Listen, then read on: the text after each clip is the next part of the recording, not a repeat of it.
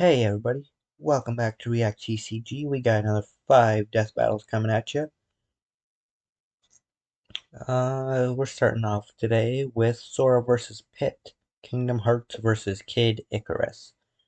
If you watched, last episode I believe it was. Yeah, last episode with Sephiroth. You know that I'm a bit of a Kingdom Hearts fan. I've played all of the games. I've read some of the mangas. I you know about the lore, though I wouldn't say I am a professional in it, because that shit gets kind of confusing. But based on what I know of Sora, I think he's gonna clean this up easy. So, fuck this pit guy.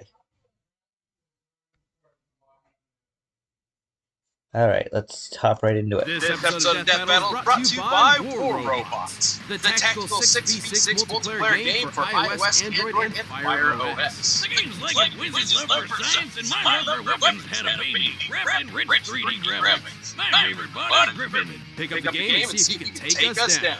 Install War Robots now and get a huge starter pack of the Leo Robot, 1K weapon, 3 Moonlight weapons, 100 gold, and 400,000 silver.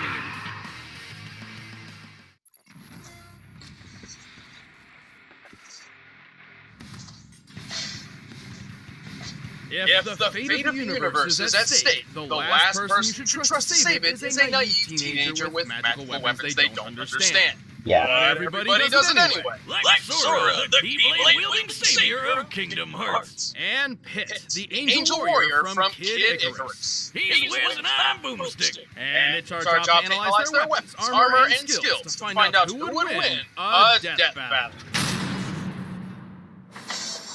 Once upon a time, there was a small child full of promise named Sora. And he lived on the one and only Destiny Island. Sora and his friends Riku and Kairi grew up honing their athletic skills by playing sports with Final Fantasy characters who don't judge Sora's fashion choices. Wait a minute, what the hell are Final Fantasy characters doing there? A hint of things to come. For the longest... Age 15, height 5'2", weight 112 pounds, homeland Destiny Island, wielder of the Kingdom Key, bearer of Ventus's heart, and his original outfit was of course inspired by Mickey Mouse. The residents of Destiny Island lived a peaceful life, but it wasn't long until a soulless embodiment of evil would invade the island. This was the Heartless. But the arrival of these creepy crawlers wasn't the only surprise. Alongside the darkness came light in the form of a Keyblade, which is the key to fixing everything. Super subtle. This Keyblade in particular was known as the Kingdom Key, and was drawn to Sora thanks to... The Kingdom Key, 3 feet 6 inches long, can open or close any door, is a conduit for his magic spells, transformed via keychains or gear, and can act on a wielder's heart's desire even when unconscious. His pure heart. With the Kingdom Key, Sora had the means to combat the Heartless. By unlocking doors? Well, yes, the Keyblade can get past almost any lock. The Kingdom Key was originally intended for Riku, but his heart was lost to the darkness. Sora, having touched the light that was within Riku's heart, instead received the Keyblade. Out there. But despite not... So to clarify, despite how much I like Sora, and Riku is a fucking douche, he was the better choice for the Keyblade. He was a better athlete, a better fighter, better tactician, more mature, and the only reason he got the Keyblade was essentially a mistake in the grand cosmos. Riku lost his heart to the darkness, and that would have been that. Everyone would have been fucked. Except for the fact that Sora happened to get lucky and touch that little piece of light that was in Riku's heart. having a long, sharp edge, it's a surprisingly deadly sword. It's a key, it's a sword, and it's also a wand. Sora can use it to cast all sorts of magic spells like a wizard. He can even shoot a laser beam all the way to the moon. Unfortunately, despite his newfound weapons, the Heartless were overwhelmed. The darkness washed over Destiny Island, and just like that, it was gone. But thanks to cosmic reasons, Sora wound up face to face with Goofy and Donald Duck. Yep, he ended up in the most magical place on Earth, Disney. If you're confused, don't worry. You are not hallucinating. Somehow. Yeah, everyone was confused. When this shit first came out and we saw Disney and Square Enix next to each other on the same box, and then we saw Final Fantasy characters immediately followed by us getting transported somewhere where Pluto is licking our face. It's like, bro, what the fuck is happening? Am I having a stroke? In some way, this impossibility exists. Turns out, while Goofy and Donald have been lovable cartoons for decades, they're also world-hopping warriors. Oh my god, this is the best thing ever! Exactly what I said, and that is why I played every single game. From then on, Sora teamed up with his new friends to lock the doors to the Hearts of Worlds, saving them from the Heartless grip. And he wasn't even old enough to get a driver's license. While Sora may not have been strong enough to save Destiny Island, he quickly learned an enormous amount of talent perfect for beating back the darkness. Including some genuine ass-kicking magic, like shooting fireballs. Fire magic, Thundaga, the electric magic, Blizzaga, ice magic, cure, healing magic, Gravaga, gravity magic, Stopga, time stopping, glide, Ragnarok, and his different drive forms. Freezing baddies with blizzards, smiting with lightning, and more. He can reflect projectiles, manipulate time, magnetize objects, and even alter gravity. He's got a bunch of other magic attacks, but my favorite is Ragnarok, which fires a bunch of homing energy beams. And I guess he's got some magic abilities that don't involve beating monsters up, which I think is pretty lame, but Wiz insists we talk about it. Thanks to the Kingdom Key Sword, he can use spells which remove negative effects, including curing his own wounds. He can also glide like Peter Pan and teleport like Figment.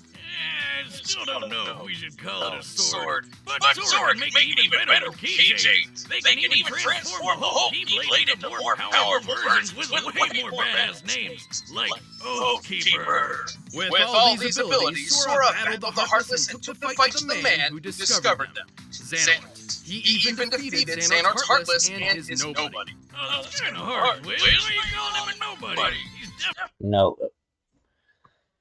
I swear to God, if they explain. Buckle in, this is probably going to get confusing.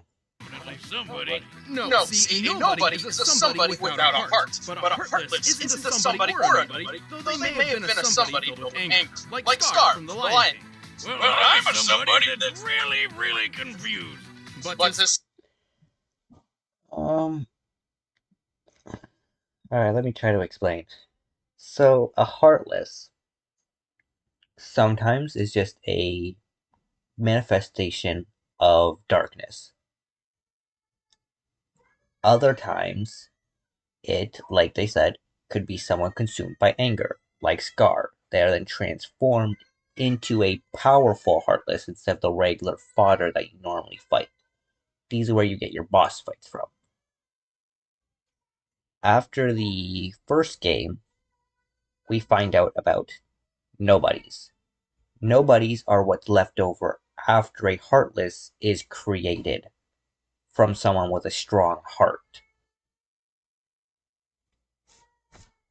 So when he says he beat Xehanort's Heartless and is nobody, what he means is Xehanort's heart fell to darkness and he became a Heartless. He defeated that. Sora was able to defeat that creation. At the same time, because his heart fell to darkness and he had a strong heart, a nobody was created, which went to lead Organization 13, which was a organization of other nobodies who all wanted to get hearts for themselves. We'll leave it at that, because otherwise I'm going to start talking forever. and Sora managed to also defeat that guy. So that's what he means. Like I said, confusing. Boomstick is right to be confused. Sorry for interrupting. I just really love this game. Save all worlds, Sora found he had to be insanely strong, fast, and tough. He's speedy enough to run up a building and quick enough to dodge magic lightning. Not just magic lightning, real legitimate lightning. Sora has defeated Thunder Afs, which in-game data files describe as moving so fast they leave lightning in the dust. From the sky, a feat which could only take mere milliseconds. Sora put all that speed to good use once by perfectly blocking hundreds of Hell yeah. enemies from damn near every angle in just a few seconds. So it's safe to say Fights in that game get crazy, man. Battled 1,000 Heartless at once, sliced through 7 buildings at once, overpowered a Rock Titan, resisted transmutation and time manipulation, shot a laser to the moon in a single second, survived multiple gummy ship crashes, and defeated Ansem, Cloud, Hercules, Ursula, and Xemnas. It's defeated way more than that, but yeah. he's no slouch. As for his strength, not only has he cut through giant building-like structures with ease, he's launched Shit. Hold on.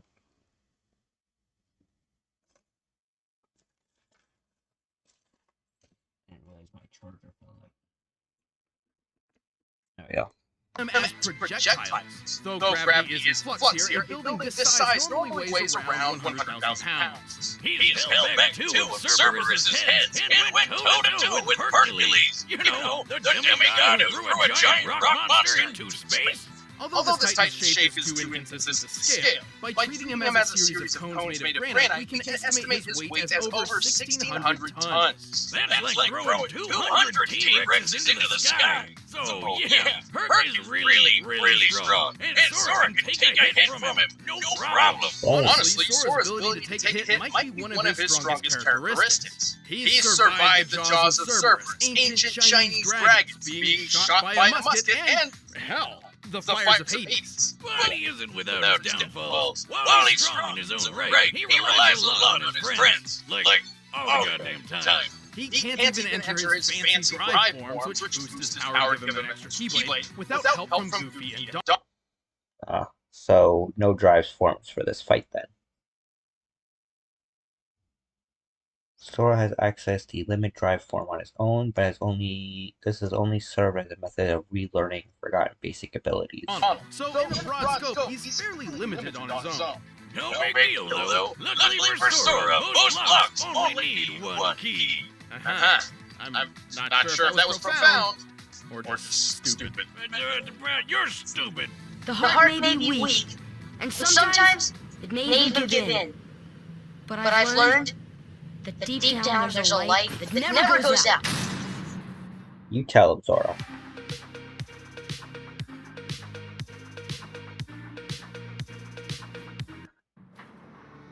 Let us return to the distant past, to an age long ago, when gods and man lived together in harmony. How long ago was this? 25 years ago. What? Anyway, the kingdom of Angel Land was ruled by 2 goddesses. Palutena, the goddess of light, and Medusa, the goddess of darkness. Oh, pretty much treated everyone like crap by turning people into statues and destroying their crops. My cabbages! But hey, what'd you expect from a being who holds the title Goddess of Darkness? She's just doing her job. Angered by these misdeeds, Palutena transformed Medusa into an ugly, one-eyed, parcel-tongued monster and banished her to the dark underworld. Talk about throwing shade. Long story short, Medusa waged war with Palutena, who summoned the greatest hero Angel Land has ever known. Pit. My arrows will stop that Ipicus Maximus. No, definitely not that one. This one. Hang on. Greatest hero ever? More like his mom needs to drop him off at elementary school. Don't let looks fool you. Pit may seem young, but he is the captain of the Icarus Army, keepers of the peace and personal guards to Lady Palutena herself. Wait, you're telling me this stupid-looking kid is the captain of an army? Well, at least he can fly with those wings. All right, that's pretty cool. Actually, he can't. Age unknown, 50 or 5 foot. Sorry, 5'3", 124 pounds. Skyworld, captain of the Icarus army, loyal servant to Lady Palutena. He is not Icarus or Cupid, nor does he say Icus. Believes eating ice cream off the floor gives you health. Bro. What? Look, he's flying right there! Well, Pit may have superhuman abilities, but he can't actually fly on his own. Thankfully, Palutena regularly grants him mystic wings, which do allow flight, though they can only exist for up to 5 minutes. After that, they burst into flame, sending Pit careening to a horrible end. Holy shit! So the captain of an angel army doesn't have his own working angel wings. That's what you're telling me?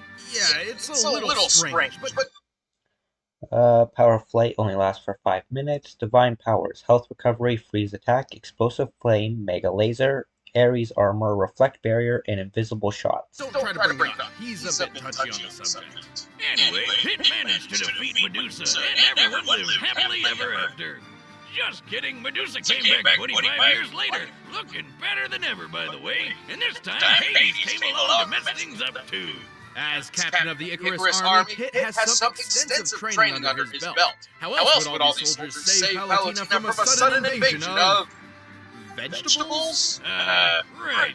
But what's a soldier without his weapons? Pit's got a huge arsenal of weaponry. He's well known for his archery skills and shows it off with his trusty weapon of choice, the Palutena bow. This bow uses awesome laser arrows that can actually be guided by Pit. And if his enemies get Just casually fighting Link. close, Pit can split the bow into 2 short blades for quick, deadly slices. Now that's a practical weapon. He is highly skilled with several classes. Bows, blades, staves, claws, palms, clubs, arms, obertures, and cannons. Of weapons. His arsenal has been imbued with the strength and power of the gods, making humans incapable of wielding them. These range from orbitars, like floaty shoulder cannons that can also block attacks, to blades, cannons, claws, hammers, staves, clubs, and weaponized tattoos. Ah, I wish my tattoo was a weapon. Anyway, all these weapons were forged by Mentos, the god of forge. Dintos, the fresh maker. And the guy who also crafted Pit's ultimate weapons, the 3 sacred treasures. Hidden away in 3 sealed caskets, the sacred treasures consist of Angel Land's mightiest weapons, which can only be used by the most heroic and worthy of heroes. The mirror shield reflects projectiles. Arrow of Light is Pit's ultimate weapon, can only be fired 1 at a time. Wings of Pegasus grants him unlimited flight. And the Mirror Shield, which deflects projectiles. There's also the Silver Armor and the Great Sacred Treasure. The wings of Pegasus give Pit unrestricted flight and improved speed. And the Arrow of Light is the ultimate weapon of the gods that can murder basically anything. The Arrow of Light is absolutely the deadliest weapon in Pit's arsenal, and increases in power based on Pit's own health and strength. And when all 3 treasures come together, Pit is granted the legendary Silver Armor. You tapping into Mustache Boo's Wiz? That's not silver, it's gold. Well, colors are different in heaven, I guess. Weird. Well, Pit's learned several abilities. Yeah, like if it's gold, why call it Silver Armor? Why not just call it Gold Armor or Holy Armor? Throughout his adventures, like healing, dropping mines, and making his arrows invisible. And all of his skills came in handy. Not only did he defeat Medusa, but he's taken on alien pirates, the Space Kraken, and the God of Death, Thanatos. At one point, when Thanatos attacked the village, he launched a large boulder which Pit obliterated so thoroughly it was completely pulverized in midair. Wait a minute, how are those Trojan horse Star Wars walkie thingies not tipping over? Focus, Boomstick. Pulverization is defined as reducing an object to dust, which certainly applies here. To determine the force necessary to do so, we first need the size of that boulder.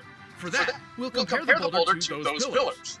Oh, here comes the math. Strap on your pocket protectors, nerds. Thanatos, when standing near Pit, appears to be about 11 feet 6 inches tall. By comparing his height to the pillars, we've determined them to be 18 feet tall. By comparing that to the boulder, it's clear it has a diameter of 115 inches. To pulverize a stone this large, Pit's strike must have outputted energy equal to nearly 1,600 pounds of TNT. Damn!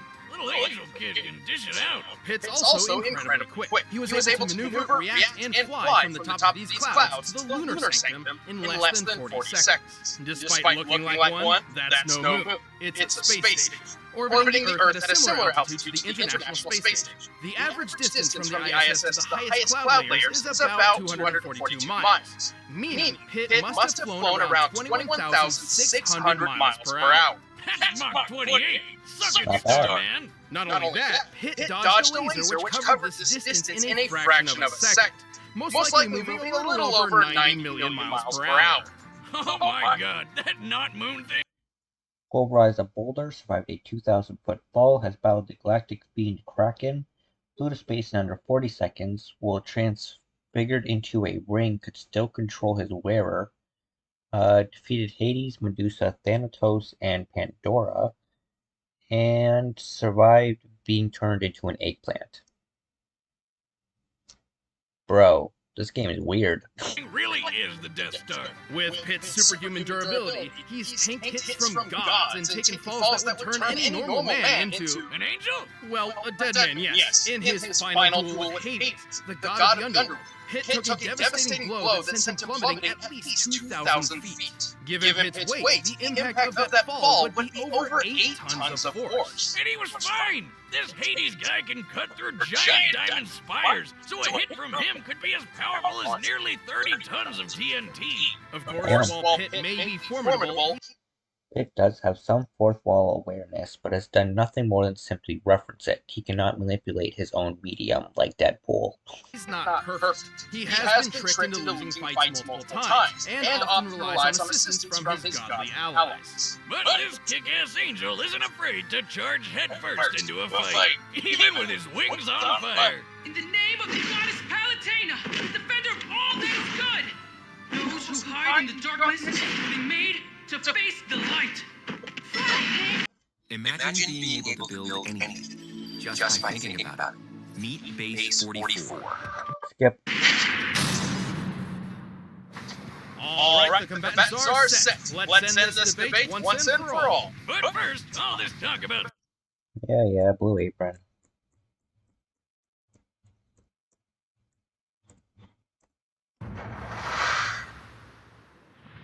Oh, nice. I like that they're using the arena, because it's one of the few places where it can make one-on-one fights where Donald and Goofy aren't backing up Sora.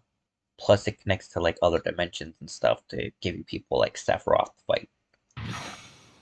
Yahweh! Go get him, pal! What he said! So, whose rear am I kicking this time?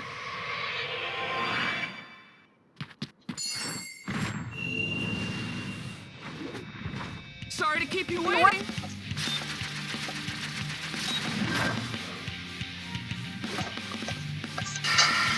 Oh.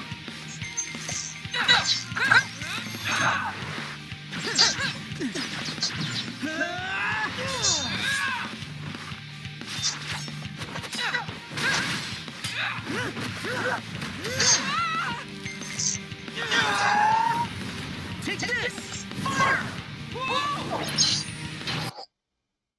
So just me, or does Pit kind of sound like Deku?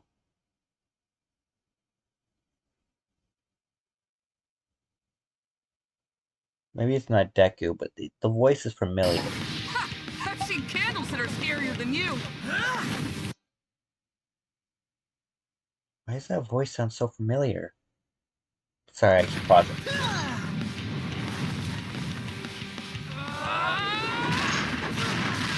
Oh, Let's take this to the next level. and did you see that shit? Like,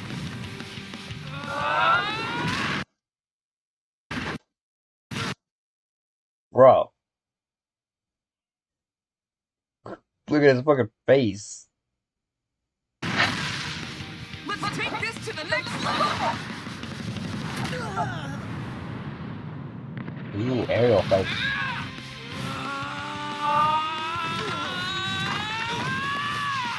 Yeah, no, that's definitely, he sounds like Deku. That's the fucking, that part definitely sounded like fucking Deku.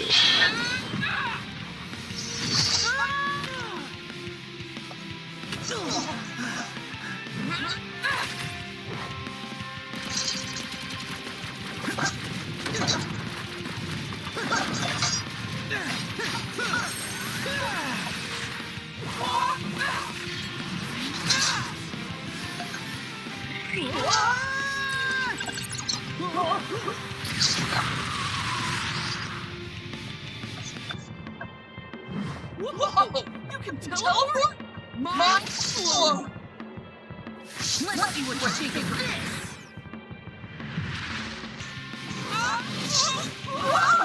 Okay.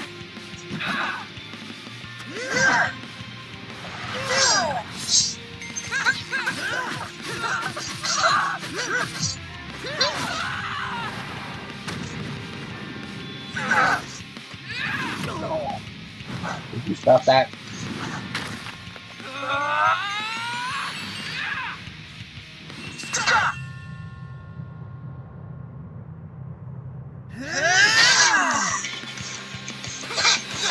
Get him, Sora.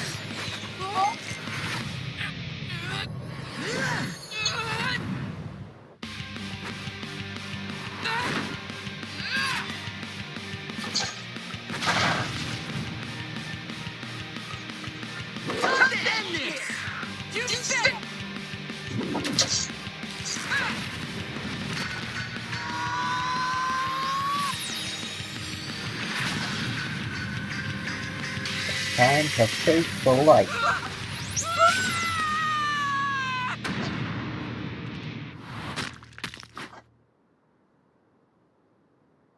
Attaboy, Sora!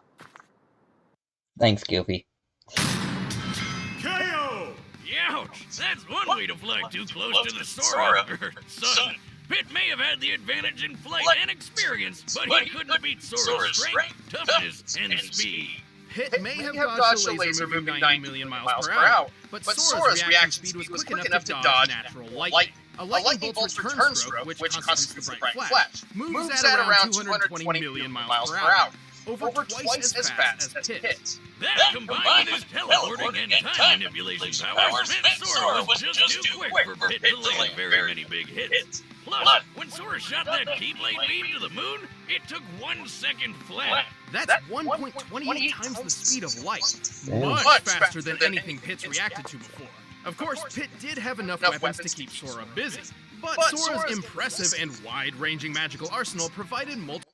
Pit has used items which transfigure enemies into eggplants, mallets, and things like that, but Sora has transformed himself back from similar inanimate objects before. Counters for pretty much anything Pit threw at him, including superior healing techniques. Hey, remember that building Sora cut through? Slicing it up like Swiss cheese was impressive enough, but this building was completely made of stone from top to bottom, and Sora cut through 7 at once! These buildings may have been composed of a modest stone like granite, which has a minimum shearing strength of 14 megapascals. In comparison to Sora's height, each building was about 23 feet tall. By measuring Sora's largest slash and the distance cut through all 7 buildings, we can determine Sora's striking energy to equal, at minimum, 78 tons of TNT. That's way more than Pit's boulder pulverizing feat. No wonder this guy beat Herc. Speaking of which, let's compare some of the... Pit's Great Sacred Treasure and Sora's Gummy Ship were not included as they were incidental. Their uses would likely counter each other anyway. Strongest beings Sora and Pit have taken hits from. The amount of energy needed for Hercules to throw that rock titan into space had to have been around 24 megatons of TNT, whereas Hades strikes were equivalent to only 30 tons at best. So Pit had never survived anything close to Sora's strongest attack. Just by numbers alone, Sora's strength, speed, and durability just outclassed Pit. And the Keyblade by itself had a way more impressive track record than any of Pit's weapons. You might say it was the key to this fight. And when we pit them together, one of them was bound to be a Sora loser. The winner is Sora. Thanks for watching. Check out the exclusive commentary on this episode. Alright, next time on Death Battle. We got Leon Kennedy versus Frank West. Resident Evil versus Dead Rising. Interesting. Alright, I'm gonna go with Leon Kennedy. Just cause, Frank's covered wars, But, Leon Kennedy has fought in them. He's fought in wars, he's fought zombies, he's fought mutated fucking crazy zombies that could rip Frank in half. Dude's not losing this. not to a regular guy like Frank.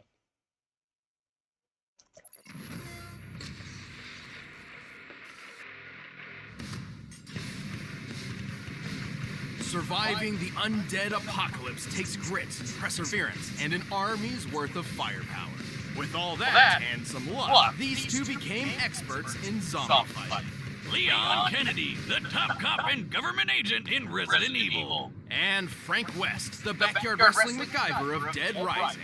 He's Wiz and I'm Boomstick. And it's our job to analyze their weapons, armor, and skills to find out who would win a death battle. As a child, Leon Scott Kennedy's father instilled in him a strong sense of justice. Following Did you know that George Romano, Dawn of the Dead, once directed a commercial for Leon's debut game, Resident Evil 2?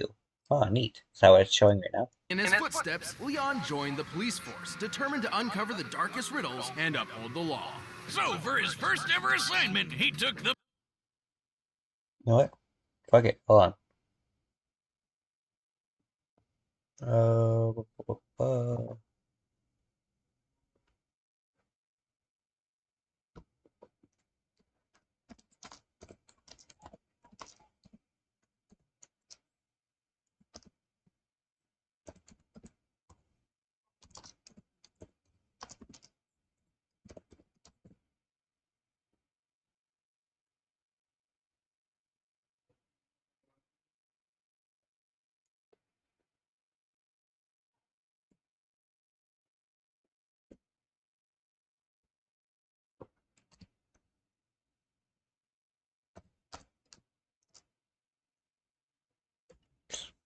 Sorry.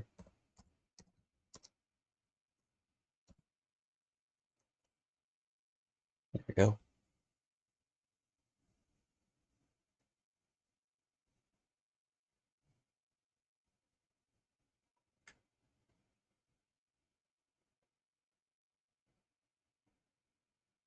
There we go. That's what I wanted.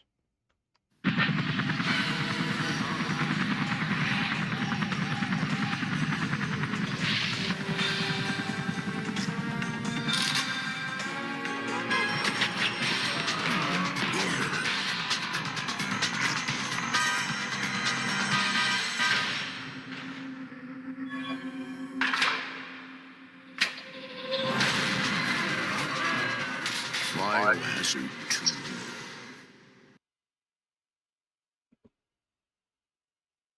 No, it's Resident Evil 2, but yeah, whatever. How about a trailer? The biggest challenge he could find. Instead of picking an easy job like dishing out dastardly parking tickets, he was off to Raccoon City to investigate a bunch of mysterious murders. His instincts were good, perhaps too good. Officer Kennedy wound up choosing the most challenging and dangerous assignment he possibly could have. Yeah, it turns out Trash Panda Town was due for a big old zombie outbreak, and Leon got stuck in the middle. How's that for hazing the rookie? He wasn't a rookie for long. After fending off the zombie threat,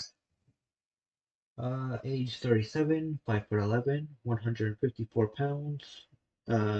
Nationality is American. Former Raccoon City police officer, agent for the Division of Security Operations, and bodyguard to the President of the United States of America. And his fucking annoying daughter. his hand even taking a bullet. From the grassy knoll? Leon was recruited by the American government as a special agent, bodyguard, and their go-to specialist for apocalyptic events. In all cases, the people that are bitten become infected themselves and go on to attack others. The only way to stop the spread of infection is to destroy the infectee's brains. Shoot them in the head.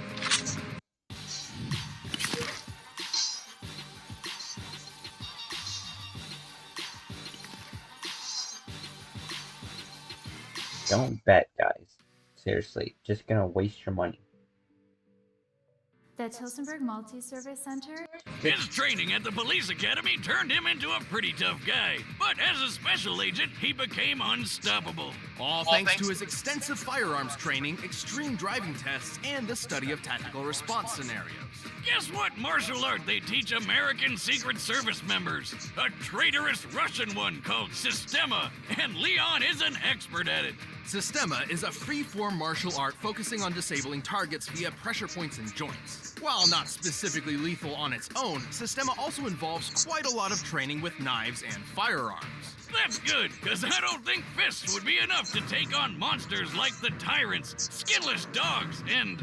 is that Gene Simmons? No.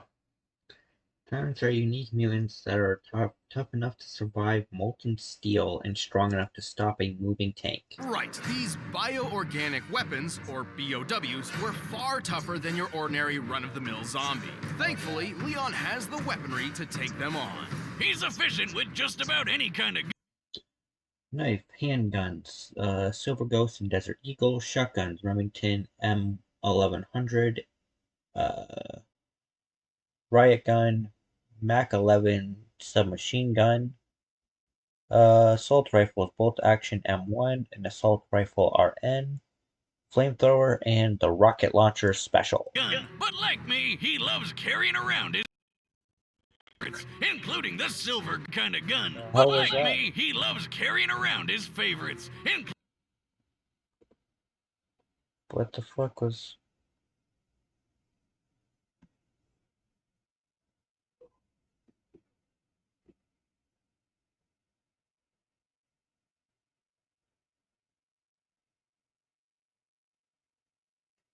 I don't know what the hell that was about. including the Silver Ghost, a unique pistol specifically designed for him. He's also got a modified 50 caliber Desert Eagle Magnum, a gift from his father. Lucky bastard. All I ever got from my dad was a sore cheek. While he has no problem dual-wielding handguns, Leon is extremely proficient in dealing damage with heavier weapons, such as the M203 grenade launcher or his ludicrous rocket launcher special. This red-tipped wrecker of an RPG is far more powerful than an ordinary propelled grenade. The gun itself looks similar to a classic RPG-7 model, first used as an anti-tank weapon by the Soviet Union. Since the red grenade is so deadly, it's probably a thermobaric explosive booster, which can launch over 600 feet for a 60-foot wide explosion. That's more than enough to take down one of those bow wows. Leon has plenty of experience with hand grenades, rifles, flamethrowers, etc., but one weapon stands above them all. His knife. Oh yeah, Leon's combat knife is way more than some plain old bread cutter. He's practically magic when it comes to his skill with a knife. And if he gets hit, he'll be fine.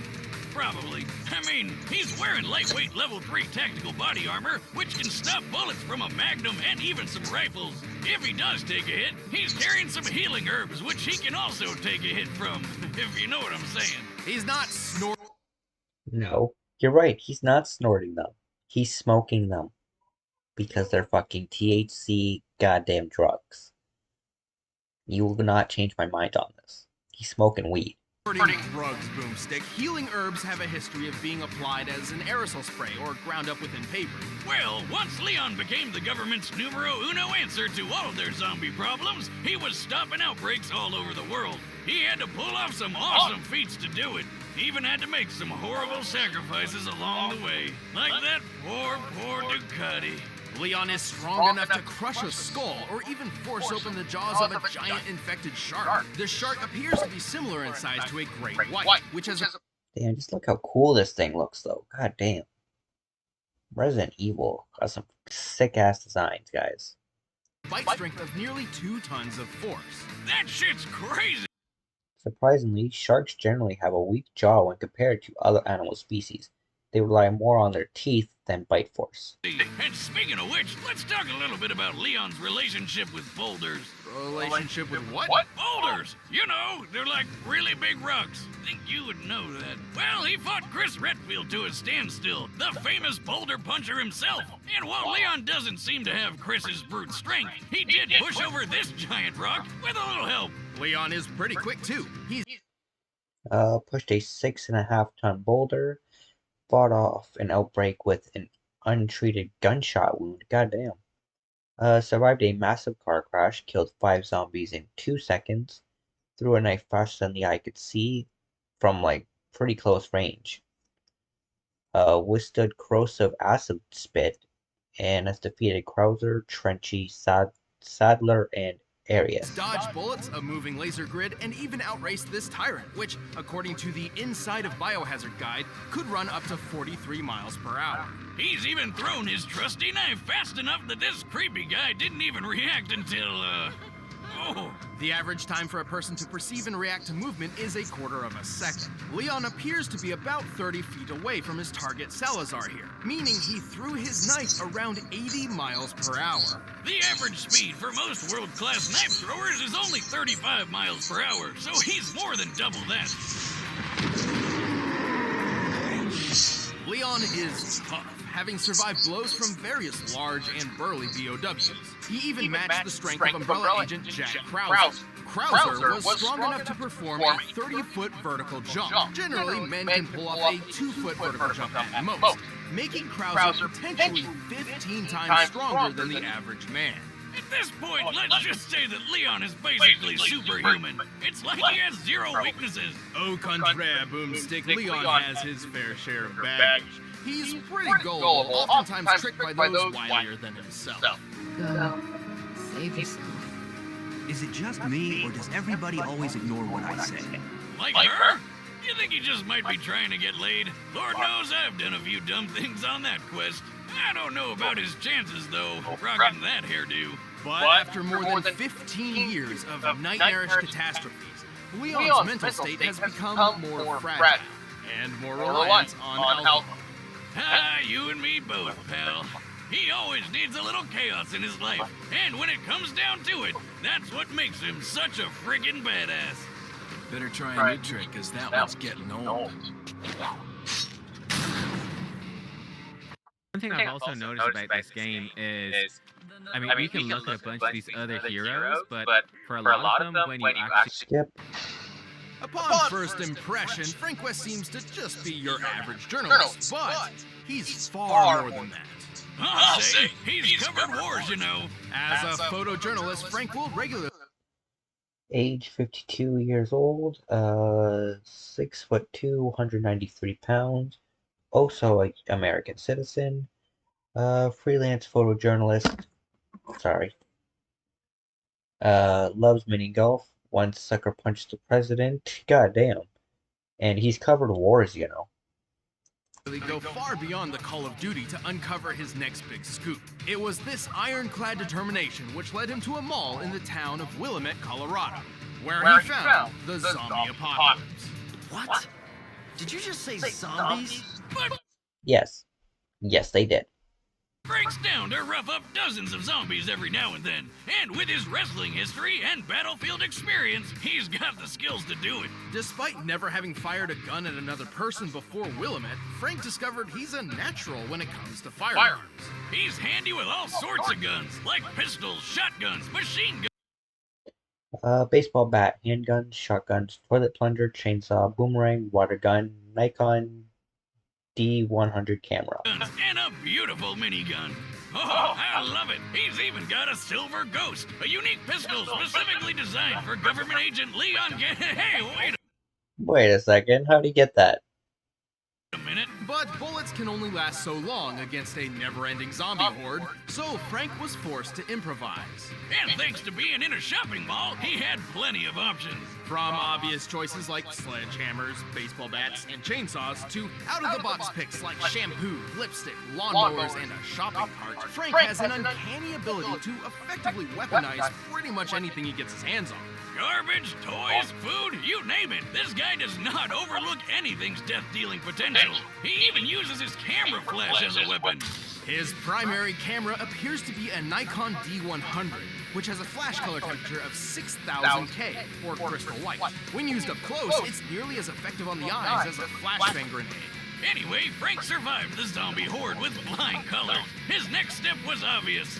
Profit from it. He became famous overnight. He was named the Hero of Willamette, hosted a TV show, and scored all sorts of endorsements. His love of using baseball bats to smash zombie skulls in even landed him a great commercial deal with Deadwood Pro Baseball. Damn, so he's making tons of money off of killing people. My dream. I know, right? All these zombies were technically people once, so when you really think about it, this whole situation is pretty freaking awesome! Ah, living the dream, buddy. You earned it. Anyway, fame is a fickle mistress, and it wasn't long until Frank's 15 minutes of fame were cut short. He eventually became a college teacher, but not before several more encounters with the undead kind. And the more he fought him, the more creative he got about it. Frank's greatest asset is his impressive ingenuity. With nothing but his blood, sweat, and tears, and a shitload of duct tape, Frank perfected the art of combination weapons. Like the paddle saw. Paddle saw, a canoe paddle plus chainsaws. Electric crusher, a car battery mixed with a sledgehammer. An energy sword, gems, and a flashlight to create what is basically a fucking lightsaber. The Sly Cycle, a dirt bike with chainsaws attached. Treadmaker, a tractor in a wheelchair. And Exosuit, fans plus slushy machines, capable of making ice fucking tornadoes. Where he took a kayak paddle and strapped on a couple chainsaws for a rip-roaring good time. The electric crusher is an invention combining the power of a car battery with the weight of a sledgehammer, crafting a Mjolnir for mortals. The Blitzkrieg is a freaking wheelchair powered by a car battery, firing machine guns all over the place. Stephen Hawking could have even beat death with that. He can make a laser sword by sticking a gem into a flashlight. Don't ask me how. And the Reaper is the unholy union of sickle and samurai sword. Wow, and all that is just scratching the surface. He's even got combo vehicles like the Exosuit. If you want to build an app and have no idea how to code or where to start, check out Base. That's a suit made of slurping machines. Which shoots ice tornadoes? Talk about cool, pun intended. Even stranger, Frank has used an arcade machine to miraculously copy some of the powers of fellow Capcom characters. You're a wizard, Frankie. No, he's not. Mega Man X, Akuma, Morrigan, Hagar, Amaterasu, Dante, Beautiful Joe, and Bass. Bass? Bass? Bass. Magic, these powers come directly from costumes most commonly obtained from the machine. For example, he can don Ryu's ki to perform hurricane kicks, or Mega Man X's armor complete with the Mega Buster. You are what you wear. Speaking of costume changes, sadly, Frank eventually was caught by zombies and wound up becoming another mindless slave of the undead horde.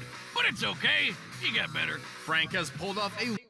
Frank was cured by a machine in Barnaby's lab, which completely removed any trace of the zombie infection. He lost all his zombie abilities and cannot call upon them anymore. A lot of impressive feats. Despite having little formal training aside from maybe a 3-day combat journalist crash course, he's killed hundreds, maybe thousands of zombies, giving him one of the highest body counts in video game history. He's really strong too. Has slain thousands of zombies, has a flawless record against military opponents, can rip heads and limbs off of their bodies, once survived a fall from a helicopter, fought off zombies for 72 hours straight, defeated Cletus, Calder, and the Malconite brothers, and became a zombie, but of course got better. He can pull a zombie's limbs and head off no problem. And in the exosuit, he's pushed around a 2-ton car. He's tough enough to survive long falls and devastating helicopter crashes with little issues. And he's quick enough to catch up to and board a train moving 15 miles per hour in less than 3 seconds. He can even hop off zombies' heads like a ninja so well that the zombies barely even notice. Wait, they don't notice that he's literally jumping off their heads? How the hell does he pull that off? Very careful. But Frank has fought more than just mindless zombies. Yeah, like some crazy clowns with chainsaws and a freeze gun, and plenty of other psychomaniacs. This is my stuff! God. Introduction to that guy, man. including Lance Corporal Calder, the world's first intelligent soldier zombie.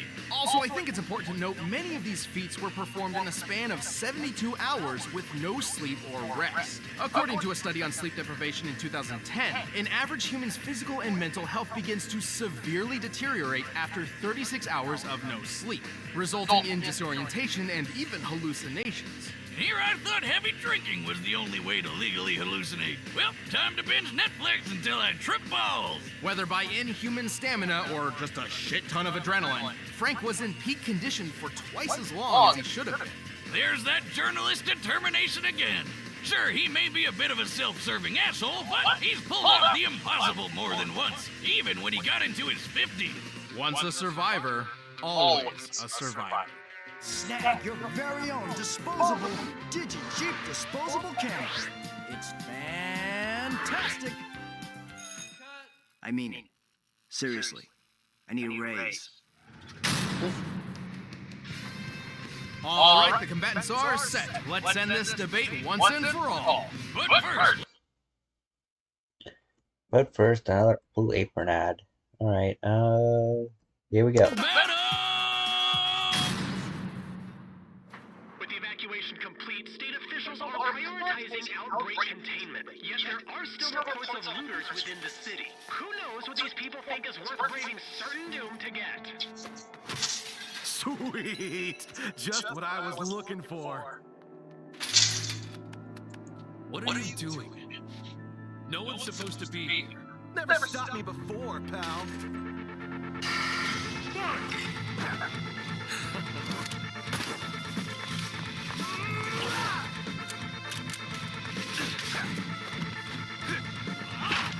Batter up!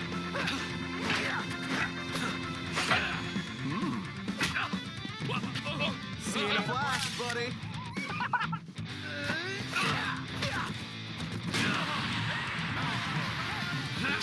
Oh, shit.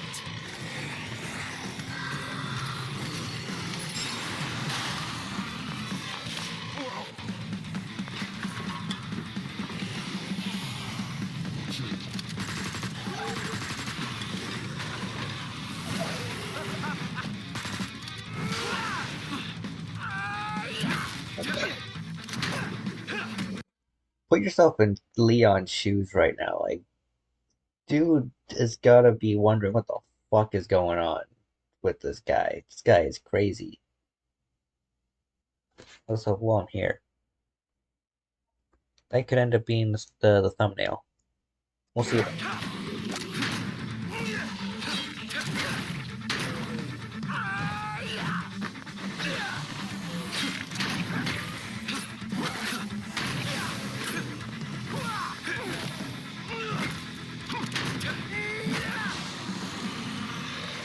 Give it up, man. You can't keep up with me. Want to bet? I've covered wars, you know. I'm starting to think that Frank might have covered wars, guys. I don't know what it is, but just something about him. I feel like he's covered wars, you know?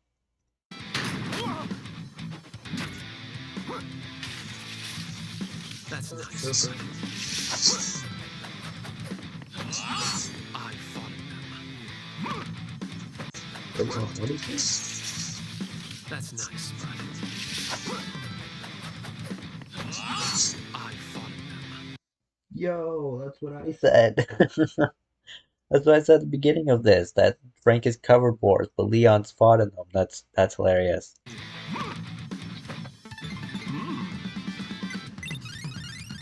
Lucky me. Mega Man.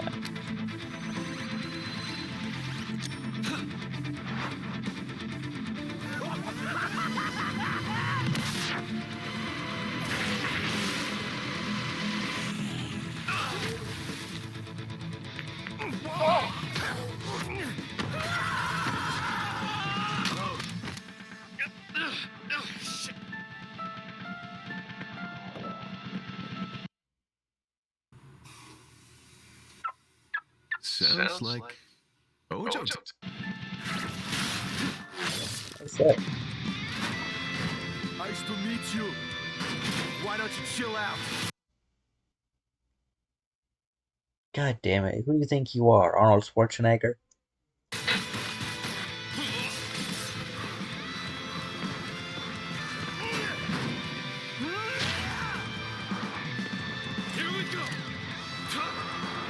The fuck, bro?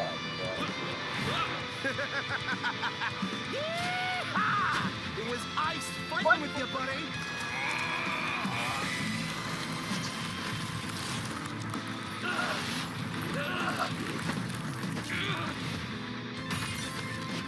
Game over.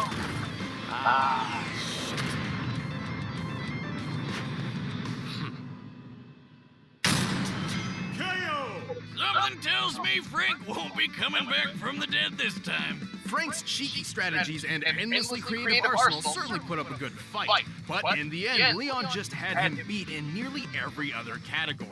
Frank was one tough cookie, but Leon's superhuman abilities were just more impressive. Frank's pushed a 2-ton car, right? Yes, which is similar to Leon holding back the shark's 2-ton biting force. But his boulder feat was much more impressive. By comparing the boulder's size to Leon, it appears to have weighed around 9 tons at minimum. While Leon did have help pushing it, even half of 9 tons is much heavier than anything Frank's lifted or pushed. Leon and Frank seemed equally tough, but Leon was definitely quicker. Bullet timing, laser dodging, and hell, Leon's speed and precision with his knife on its own is more impressive than any speed feat Frank's got. But in the end, the most important question was whether or not Leon could cope with Frank's insane weaponry and unpredictable creativity. But Leon's seen plenty of crazy shit in his career and fought lots of surprising and off-putting monsters. His years of formal training and more consistent combat record certainly lent him the experience needed to win. He's survived numerous battles with enemies powerful enough to one-shot him, and he's shown plenty of creative strategy and critical thinking mid-fight. Like when he fought Tyrant Glenn, using momentum from his own injuries and throwing a friggin' motorcycle through the air. Leon was just too fast, too strong, too experienced, and too badass. He was frankly on his game. The winner is Leon Kennedy. Next time on Death Battle, we've got Doctor Strange versus Dr. Fate. I don't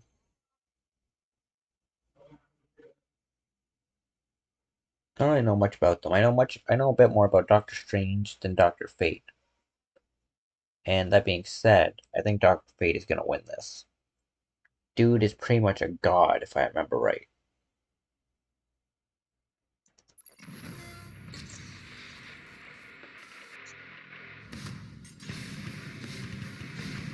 The art of magic is a perplexing thing. Only those with the right knowledge, talent, and willpower can truly claim to be the most powerful wizards of all. Like Doctor Strange, the Sorcerer Supreme of Marvel Comics. And Dr. Fate, DC's defender of cosmic order. He's ways an iron boomstick. And it's our job to analyze their weapons, armor, and skills to find out who would win a death battle. Dr. Stephen Strange wasn't just any brilliant neurosurgeon, he was the very best. Too bad he was also a prick who cared more about the money he made than the patients he worked on. Sensational patients bring recognition. Recognition brings money, and money keeps Wellhaven's doors open. Can't blame him, though, when your entire... Name, Stephen Vincent Strange. Sorry, Stephen Vincent Strange. I always find it weird when Stephen is spelled like that. But it is Stephen Vincent Strange, isn't it? Stephen Strange, not Stephen Strange, right? Questioning myself now. Anyway, 6'2", 180 pounds, Sorcerer Supreme, neurosurgeon and veterinarian. Interesting. Those are, usually you're one or the other. Trained by the Ancient One, founder of the Defenders, and a member of the Illuminati. Fuck the Illuminati. You guys are why Hulk came in. I guess we got a good story out of it, so... Yeah, if you haven't read, the World Breaker Hulk shit, go check it out, man. He hands the entire X-Men team their ass. Your family kicks the bucket one by one like Stevens did. It's kinda hard to get attached to anybody else. Also, money's just great. Strange's talent at the operating table earned him celebrations worldwide. His work became more expensive, and his bank account rose into the millions. And then...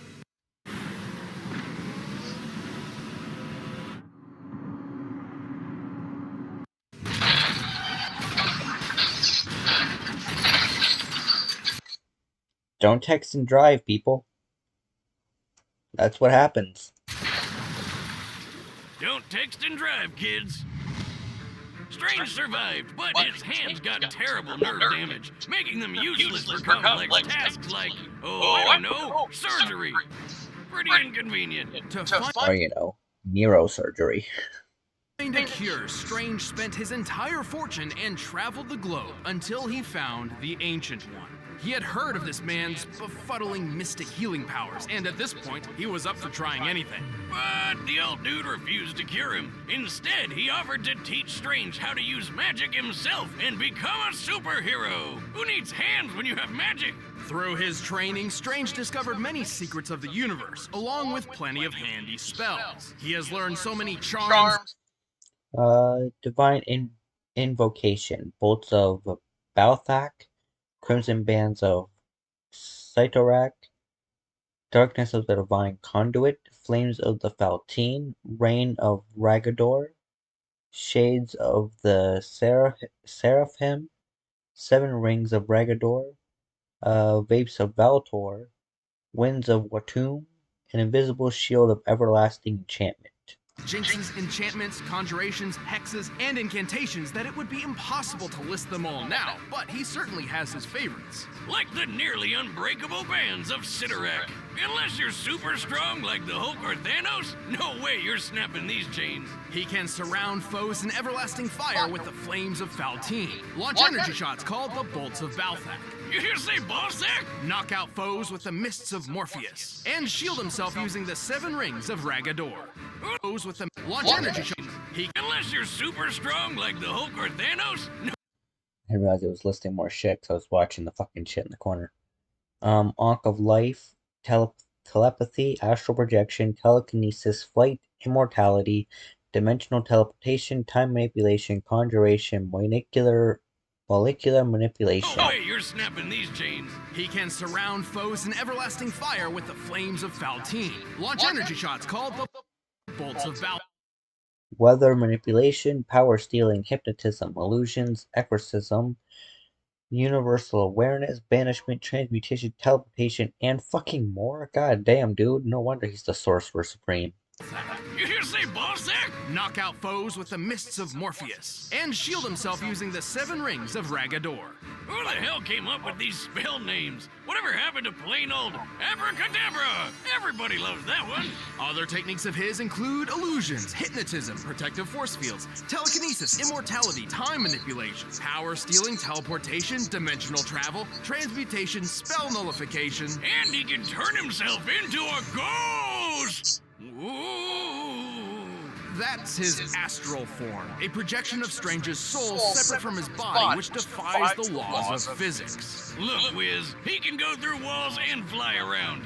That's a ghost. To invoke these spells, Strange audibly calls upon the powers of the Vishanti, three godly beings of enormous power. Oh, that one's a kitty. I summon forth the shielding powers of the Vishanti. Impressive. This sure puts Mysterio's hocus pocus to shame. Anyway, after many years of study, Strange's mentor was slain by a creepy hentai monster, and Strange was granted the title of Sorcerer Supreme, which is like a normal sorcerer with all the toppings. As Sorcerer Supreme, Strange was deemed the most powerful magic user and defender of the world. To better perform his duties, he carries numerous magical artifacts which assist him in battle. The Cloak of Levitation lets him... Eye of Agamotto detects truth and tracks magic. Cloak of Levitation enables flight, animated and intelligent. Orb of Agamotto, used to observe events and ensnare his enemies. The Book of the Vishanti contains every known spell and counterspell in existence. Axe of Angarumas can affect even magical creatures. And the Wand of Watum amplifies his spells and resists opposing magic. Fly without magic and has a mind of its own, like Aladdin's magic carpet, but way more stylish. The Wand of Watum amplifies his powers, and the Axe of Angarumas whatever cuts through mystical beings. Fun fact, Strange found that axe in my ex-wife's old witch cave. I mean apartment. But most versatile of all is the Eye of Agamotto. With this amulet, Strange can perceive any truth. In the Marvel Cinematic Universe, the Eye of Agamotto merely contains an Infinity Stone. This is untrue in Strange's primary comic continuity, where the Eye instead possesses its own power. Absorb massive amounts of energy, enhance his psychic powers, and fire a light that can weaken and obliterate magical entities. If you haven't noticed, Doctor Strange is super powerful. With all this magical mumbo-jumbo, he's taken on some of the biggest threats in the universe. Set me free! No. I've come to bargain. And if he ever gets stuck, he basically just rewrites the rules of reality, which is probably what happens when you divide by zero. That's not even possible. Exactly! It's Magic Whiz! Anything can happen! Strange's astral form has traveled across the planet in, quote, precious seconds, putting him at several million miles per hour. Even better, when Adam Warlock once used an Infinity Gem to banish Strange to the far reaches of the universe, Strange just cast a spell that zoomed him all the way back. So yeah, F you, Adam. Given what we see here, Doctor Strange was most likely sent to a void, or a large empty area between galaxies. The void where our galaxy resides is about 2 billion light-years in diameter, with the Milky Way set relatively close to the center. Based on Strange's conversation here, we can assume a generously short time frame of 5 seconds. So, Strange must have moved over 4.2 septillion miles per hour. That's 6 quadrillion times the speed of light. Damn! Oh, how about that time he... Stalemated in Infinity Gauntlet, Adam Warlock performed cosmic surgery on Eternity, survived the second Big Bang, defended his title 3 times, fought in a 5,000-year-long war, and defeated Baron Mordo, In-Betweener, Dormammu, and Shumagorath. Ripped the soul out of his arch nemesis and sent him back in time. Or when he restored his cloak of levitation from mere scraps. Or when he beat up Galactus and totally scrambled his brain. With his immense magical prowess, Strange has survived blasts from... Repairing the cloak was a test from the Living Tribunal, the second most powerful being in Marvel and arbiter of all creation. Voltor, a robot with the power to move stars, and even withstood a supernova. At minimum, an exploding star outputs over 350 septillion gigatons of TNT. That's 6 octillion times greater than the Tsar Bomba, the most powerful nuclear weapon ever made. Not impressed yet? Well, Strange can manipulate and detonate stars himself. That's right, this guy uses supernovas as weapons. Okay, hold on, I just want you to check this out. Make sure you read this line here. Even Death herself feels it would be too difficult to claim Strange's soul. Death herself is like, fuck it. I'm not even gonna bother trying to claim this guy. He's not dying. Just let him live. It's too much work. Damn, alright. Still think he's gonna lose, though. Despite all this, he's still gonna lose to Dr. Fate, probably. Strange is exceptionally clever, and while his physique is not superhuman, it's worth noting that he is a talented athlete and martial artist. This is important as the use of magic can wear down the magician's body if it is unfit. His immortality has also proved incredibly useful. I'll say, he's looking pretty good for a guy born in the 1930s. More than that, at one point Strange was recruited by the Vishanti to fight in a magical war, which lasted 5,000 years. Holy shit! I hope he got some really good veterans benefits after that. But for real, this guy has the power to protect the universe and reshape it however he wants. I know which doctor I'm calling the next time I'm sick. Who are you? I'm Dr. Strange. Sorcerer Supreme.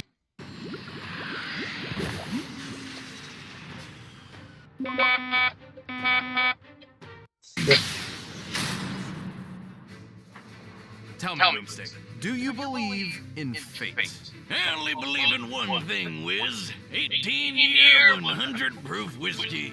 Well, after accompanying his father on an Full name, Kent Nelson. Age 70, physically only 21. 6'2", 197 pounds. Agent for the Lords of Order, archaeologist and physician. Founder of the Justice Society, and married to Ainsa Kramer? archaeological expedition in Mesopotamia, 12-year-old Kent Nelson certainly did. Instead of digging up boring old artifacts like tools or pottery, Kent uncovered a 10-billion-year-old god. Too bad waking him up also gassed Kent's dad to death. This slumbering god was Nabu, a Lord of Order born from the very beginning. Full name, Nabu the Wise. Age, 13.8 billion years. A Lord of Order, non-corporeal. Homeworld is Cilia. Advisor to Egyptian pharaohs, has created at least 8 Dr. Fates and discovered in Mesopotamia. Beginning of the universe. While Nabu normally cares little about the universally inconsequential concerns of individual humans, this time was different. Nabu took the newly orphaned Kent under his wing and taught him the ways of magic. Oh, sweet! I'd take a god dad over an ordinary one any day. But really, I'd just take any dad. Though Nabu wasn't Jeez, Boomstick, why do you always gotta make stuff like that awkward? too keen on the actual parenting part of the deal. So he just magicked Kent into a full-grown adult over the course of a week. Does that mean he got hit with all those years of awkward puberty all at once? My god, talk about a mood swing. To master the mystic arts, Nabu granted Kent 3 ancient relics. First and foremost, Kent donned the golden helmet of fate. Well, Kent woke up the physical body. Nabu's soul is actually inside this helmet. So when Kent put it on, his spirit merged with Nabu's and they became Dr. Fate. I am an agent of order. Wait, he's 12. Technically, he can't be a doctor yet, right? Well, in time, he became a trained physician and achieved a PhD in archaeology. Good for him. Anyway, he's also got the Cloak of Destiny, which gave him flight, super strength, and superhuman durability. Lastly, he received the Amulet of Anubis, a talisman which increases Fate's powers, counters opposing magic, and can launch an intense beam of magical firepower. It also houses... He's got a magical unibeam. Helmet of Fate, made of nth metal and contains Nabu's spirit. The Cloak of Destiny grants superhuman powers. The Amulet of Anubis has a pocket universe, text magic, and grants him psychic immunity. And the Orb of Nabu, used to observe events, just like the Orb of Agamotto. Its own pocket dimension, where the souls of past Dr. Fates reside. Oh yeah, lots of people have worn that shiny helmet, and not all of them were doctors. Even Kent's wife, Inza, I don't even want to fucking ask. got in on the magic action. But Kent is, like, the main one, so we're sticking with him. As Dr. Fate, Kent became the immortal champion of the supernatural Lords of Order in their fight against the vile Lords of Chaos. And he learned tons of wacky wizard skills he can use with just a thought. Perfect for putting chaos gods in their place. Fate can use telekinesis, cast illusions, Telekinesis, flight, energy blast, superhuman strength, superhuman speed, dimensional teleportation, intangibility, and hypnosis. Force fields, hypnotize foes, read minds, teleport vast distances. Immortality, 9 missions. Telepathy, size manipulation, matter manipulation, regeneration, time manipulation, and astral projection. Create an astral projection of himself, travel through time and dimensions, and even manipulate matter at a molecular level. Let's face it, Wiz, he's so... Invisibility, psychometry, X-ray vision, energy absorption, his true fate form, and more, because of fucking course. But yeah, see this, like, it's gonna be an epic battle, but I think Fate's gonna win, because he's technically got more experience. You know, Doctor Strange's been around for at least 5,000 years. Nabu's been around for at least 13.8 billion. So powerful, he can basically do whatever the hell he wants. Like that time he did a Freaky Friday body swap with Blue Beetle like it was nothing. He can even conjure up Superman's Kryptonian power.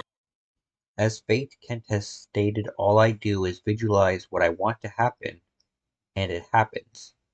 In addition, Eisner once said, if that's how I believe it, that's how it works. I'll be my namesake, the Atom, with Green Lantern's help. Will Power Ring do Atom, and I'll be Green Lantern, of course.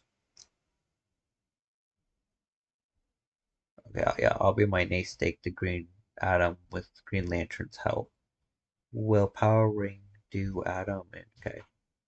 With my super speed, it'll be easy to masquerade as the Flash. I'm terrific enough to act as Batman. A skin change to green and I'll impersonate the Martian Manhunter. I'll make like Superman. My magic will enable me to approximate his superpowers.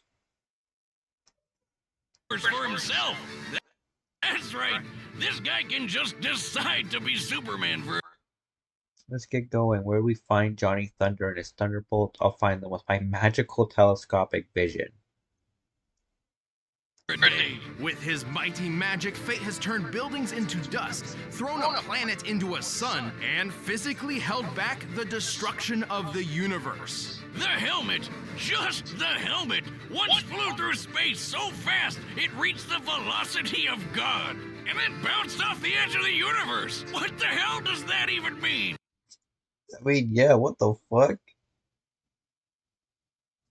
Into black holes where it was stretched and distorted by immense gravitational forces and through metaspace, achieving the velocity of God. What's that, you ask? It's the speed at which the universe... God, and then bounced off the edge of... what it says what it is.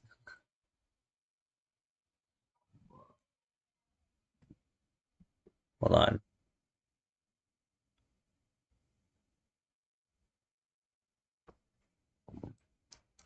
Velocity of God.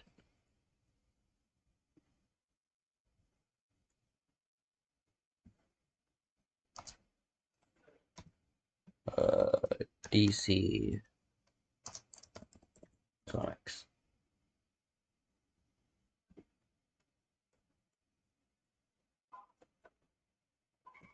Come on, what the fuck? Dr. Fate helmet.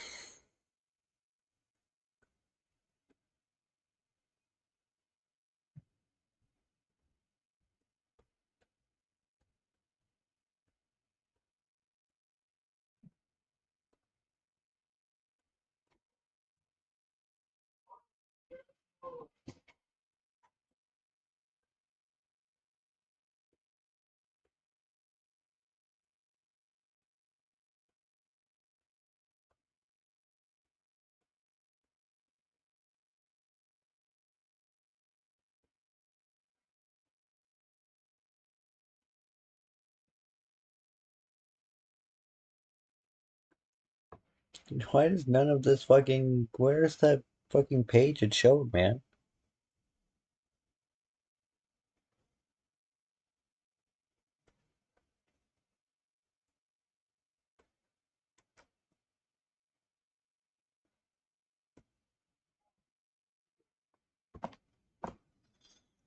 Dr. Fate's helmet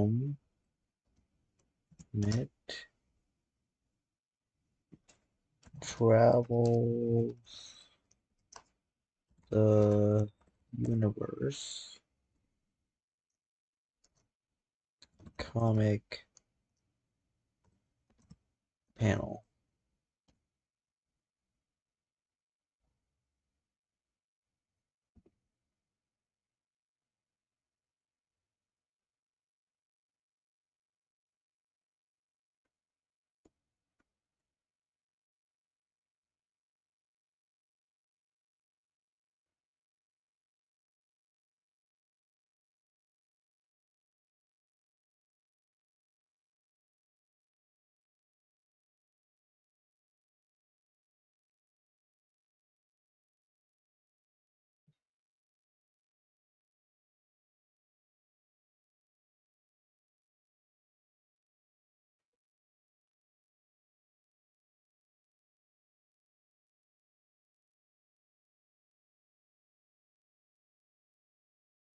Come on, it's gotta be here somewhere, right? Like, what the fuck?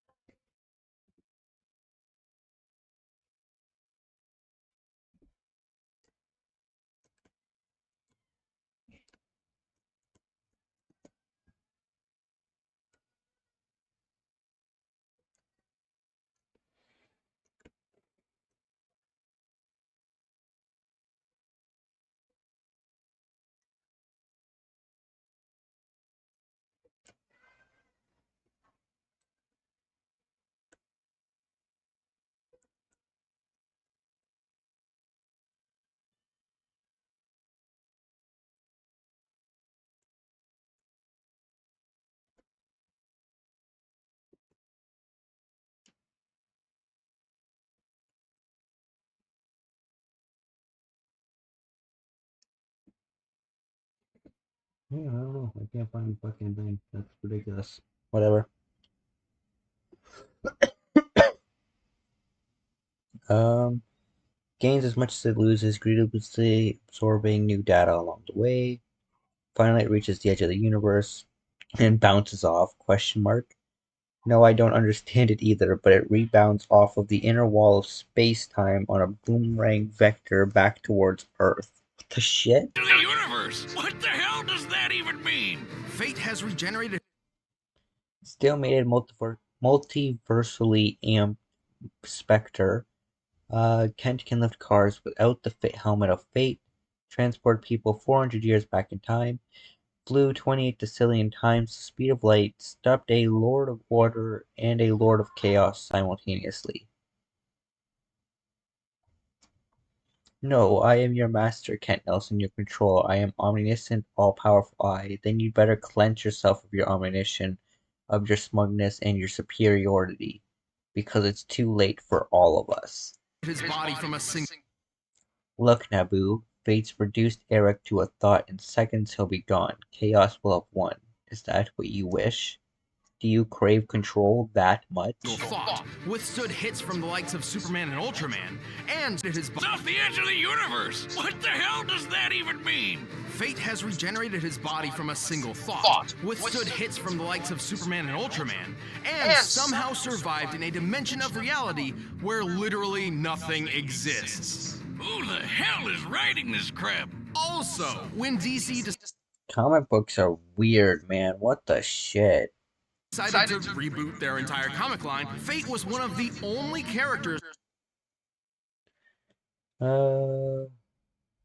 Consider for a moment, my friends, the tragic losses we suffered in the recent crisis. Superman and Wonder Woman have left our world forever. Hawkman struggles for his very life. A grim battle which Supergirl, the Huntress, Robin, Green Arrow, and Earth One's Flash have already lost. Oh damn, so they're all dead? Earth 1, Earth 2, I guess those are terms we won't be hearing much more, Dr. Fate.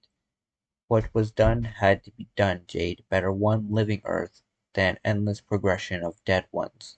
Still, the sudden loss of 3 of its most honored members has caused the JSA to reconsider its certain priorities. The Lord exists in a higher dimension above the multiverse, which may explain Fate and the Tower of Fate making it through the crisis of Infinite Earths unscathed. To survive the crisis that literally collapsed the multiverse. But he does have one big weakness. The helmet is Naboo, and Naboo is the source of Fate's powers. So if you remove the helmet, he loses his magic. For the most part, Kent does possess some magical ability of his own. Without the helmet, Kent has flown between the Earth and the Moon, had his strength compared to Superman's, and split Spent several years as a crime fighter. Like telekinesis and super strength, but he's not even remotely close to the potential of Dr. Fate. And even further from the true Fate. When the souls of a man, a woman, and a god come together, in this case Kent, Inza, and Nabu, they create Dr. Fate's ultimate state of being. An entity with enough power to rip the universe apart and effortlessly overpower other lords of order and chaos. Sadly, like all menage a trois scenarios, keeping this going for too long could destroy all three of them. So Fate doesn't go final form unless he absolutely has to. Still, the people of the cosmos can sleep easy knowing Fate is on their side. Your fate is utterly binding. Who are you? Well, let me show you, my friend. Smallville. Today, we're gonna make beats you guys. That was a pretty good show. Alright, the combatants are set. Let's end this debate once and for all. But first, I'll teach you How to be a wizard in the kitchen with Blue Apron. I'm assuming that's probably what he was gonna say.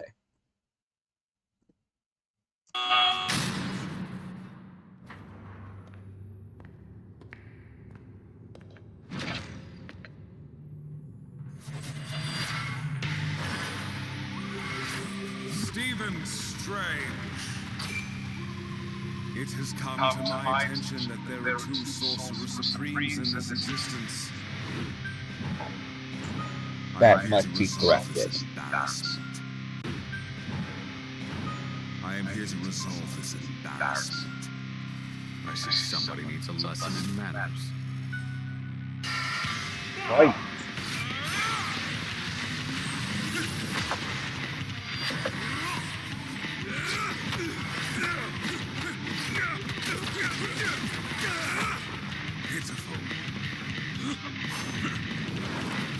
Taste the flames of the fontaine!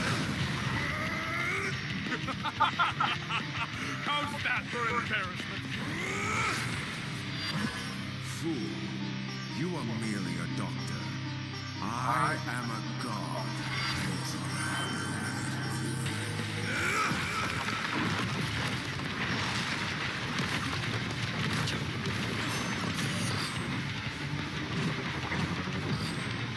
They're gonna fight across dimensions. That's gonna be awesome. This is Afro.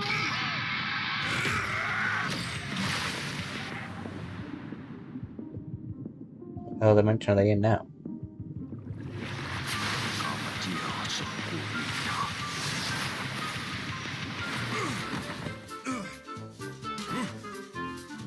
That was.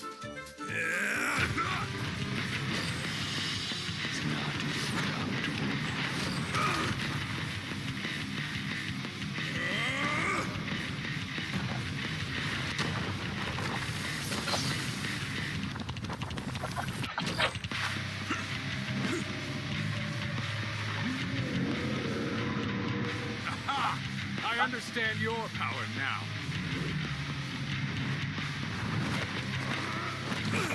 Oh, nice.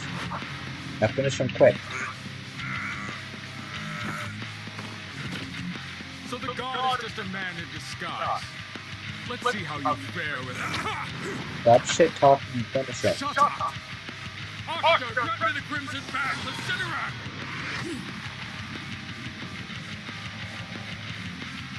Friend once told me the helmet doesn't make the man.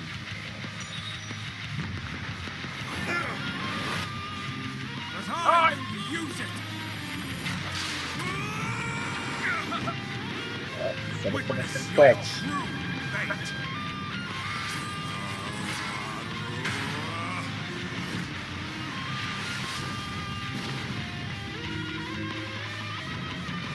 You really should have listened to me, Strange. Now you're gonna die.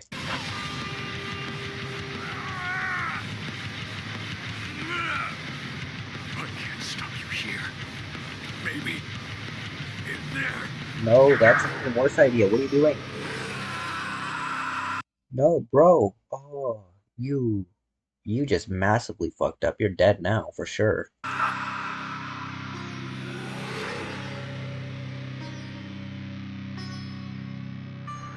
the hoary hosts of August,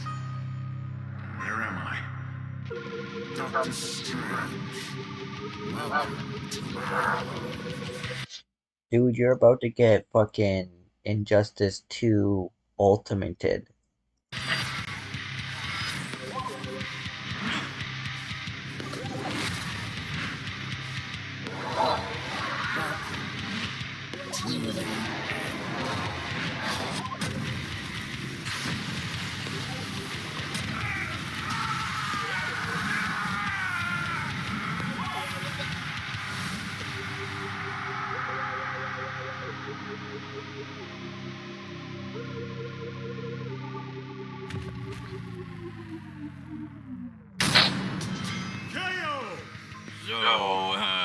Don't doctors take an oath to never take a life or whatever? Analyzing this matchup was bizarre.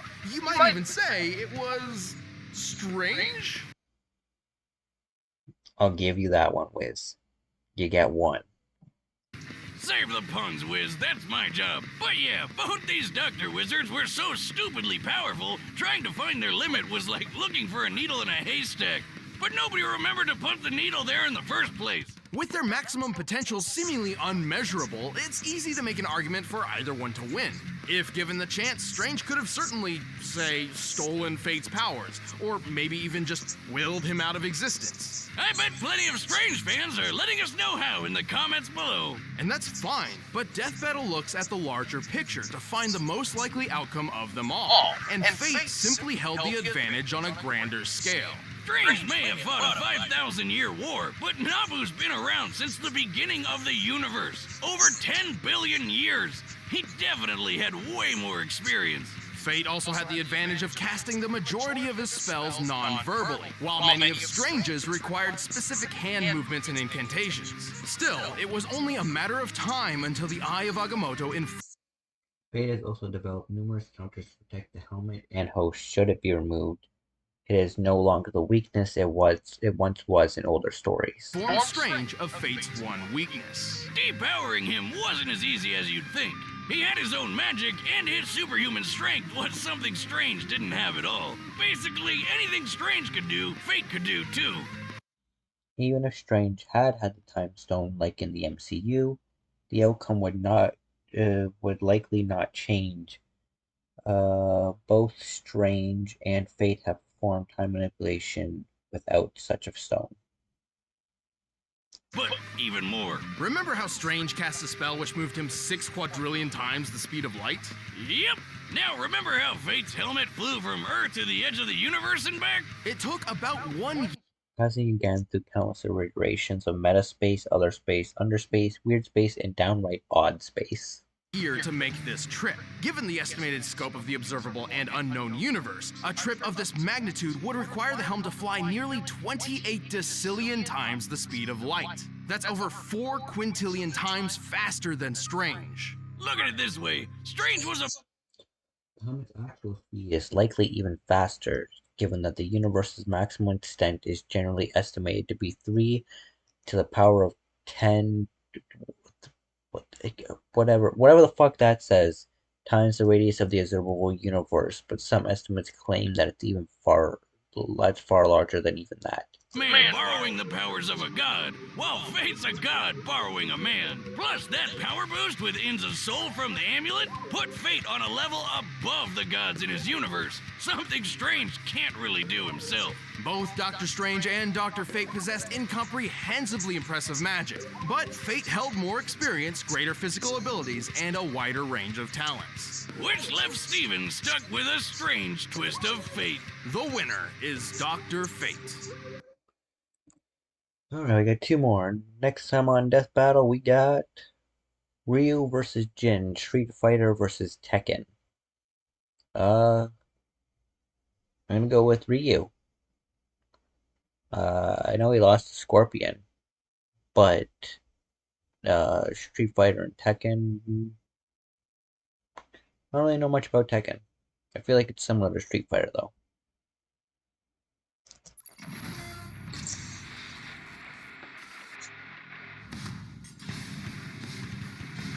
Everyone has different reasons for studying martial arts. For personal honor, to improve health, and for kicking the crap out of the other people, like with Ryu, the wandering world warrior of Street Fighter. And Jin Kazuma, the power-hungry martial arts master of Tekken. He's Wiz and I'm Boomstick. And it's our job to analyze their weapons, armor, and skills to find out who would win a death battle. He's the hero the world never knew. His name means prosperous, plentiful, and abundant. He is the wandering warrior. He is Ryu. That's a pretty epic introduction for a hobo. Orphaned at a young age, Ryu was adopted by the martial arts master Goken. Under Goken. Birthday, July 21st, 1964. 5'9", 150 pounds. Is Japanese. Trained by Goken, Gen, and Oro. Likes Mizuyokan. Yeah, Mizuyokan. Grapes, nature, and probably has foot fungus because he doesn't wear fucking shoes. In training and beside his fellow student Ken Masters, Ryu was trained in the art of Ansatsuken, aka the Assassination Fist. This ancient fighting style was specifically designed for murder, which automatically makes it the best martial art ever. Well, Goken actually taught Ryu a slightly altered variant of the Ansatsuken. Inspired by karate, kenpo, and judo, Goken's version was a generally non-lethal one. Oh, lame. But the deadly side of the martial art lived on in Goken's brother, Akuma, who would ultimately prove to be Goken's downfall. One day, Ryu and Ken returned to their dojo to find their master. Yeah, I'm an AI, but I'm here to talk apps. Real apps you can build in found their Dead master Space again, 44. and then This Boomstick's gonna make it. Dead. Yeah, kind of. He got better later. But Ryu didn't know that, so he swore to wander Oh, you didn't make the finger painting joke. Good on you, Boomstick. the earth, perfecting his abilities until he could take down Akuma himself. With the Ansatsuken style, Hadouken, Hadouken, Shoryuken, Dragon Punch, the Tatsumaki Senpayaku, also known as a Hurricane Kick, Juden, Sokutor Togiri, the Mule Kick, Mind's Eye, which is a parry, the Shakunsu Hadouken, Shinku and Metsu variations, and V-Trigger. Ryu is a master at close quarter combat. With such techniques as the Shoryuken uppercut and the flying hurricane kick, he can take down most foes in mere seconds. He's like the living helicopter of pain, but he can also use his ki as a weapon, firing a fireball of energy from his palms. Say it with me. Hadouken! Goken's version of the Ansatsuken also taught Ryu several defensive techniques, including the skill to parry most other attacks with precise timing. And with all these awesome powers of whooping ass, Ryu eventually made his way to the World Warrior Tournament. With his skills, Ryu quickly reached the Ryu is confirmed to have won the first World Warrior Tournament and possibly a second. Has won one and has possibly won a second, though it is left ambiguous. Top of the competition. For the title of World Warrior, he faced his toughest opponent yet, Sagat, who ended up beating the shit out of him. But Sagat was surprisingly a pretty good sport, so when he thought the fight was over, he offered Ryu a hand up. And in that moment, something dark swelled from within Ryu's consciousness. A force so fierce and destructive, he couldn't contain it. And he lashed out. With an enraged shout and an explosion of blood, Ryu emerged as champion over Sagat's near-dead body. Ryu's dark side had been unleashed. This was the Satsui no Hana. A violent inner force so extreme, its name actually means surge of murderous intent. If I ever knowingly father a child, I know what I'm naming him. Under the influence of the Satsui no Hado increases his physical abilities and ferocity but causes the user to lose control. Grants him access to the new techniques, the Raging Demon, Semi-Teleport, the Ryuso Koyaku, and the chargeable Metsu Hadouken. Satsui no Hado, Ryu falls into an uncontrollable rage known as Evil Ryu, where his physical and spiritual power skyrockets. He can even teleport and use Akuma's favorite technique, the Shun Goku Satsu. Muno Ken, aka the power of nothingness, increases his physical ability and his energy control. Grants him access to the new techniques, How do Kaku use?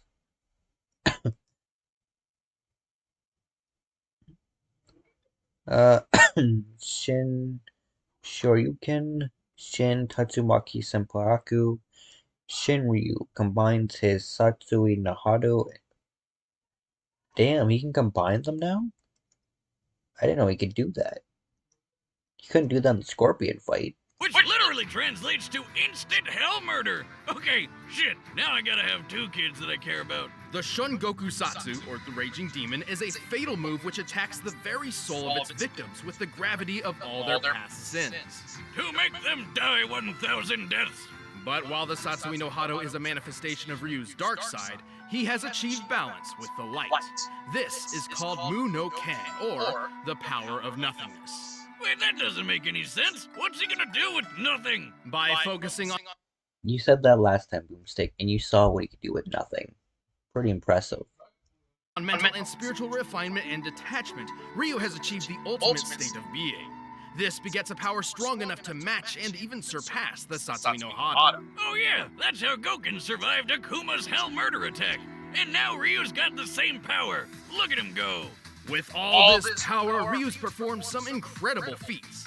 Aside from winning the World Warrior Tournament, he's dodged bullets, destroyed skyscrapers, and survived Balrog's Gigaton blow. Yeah, remember him from that boxing match we did? He's strong enough to kill an elephant in one punch. Ryu is so tough that he's survived getting impaled. And when he goes evil mode, he can just walk through gunfire. He's strong enough to lift this enormous boulder over his head. By estimating the boulder's volume compared to Ryu's height and assuming a sandstone composition, we can determine it must weigh at least 36 tons. Plus, there's a guy sitting on top of the boulder, and he's lifting his own boulder. Man, Oro's cool.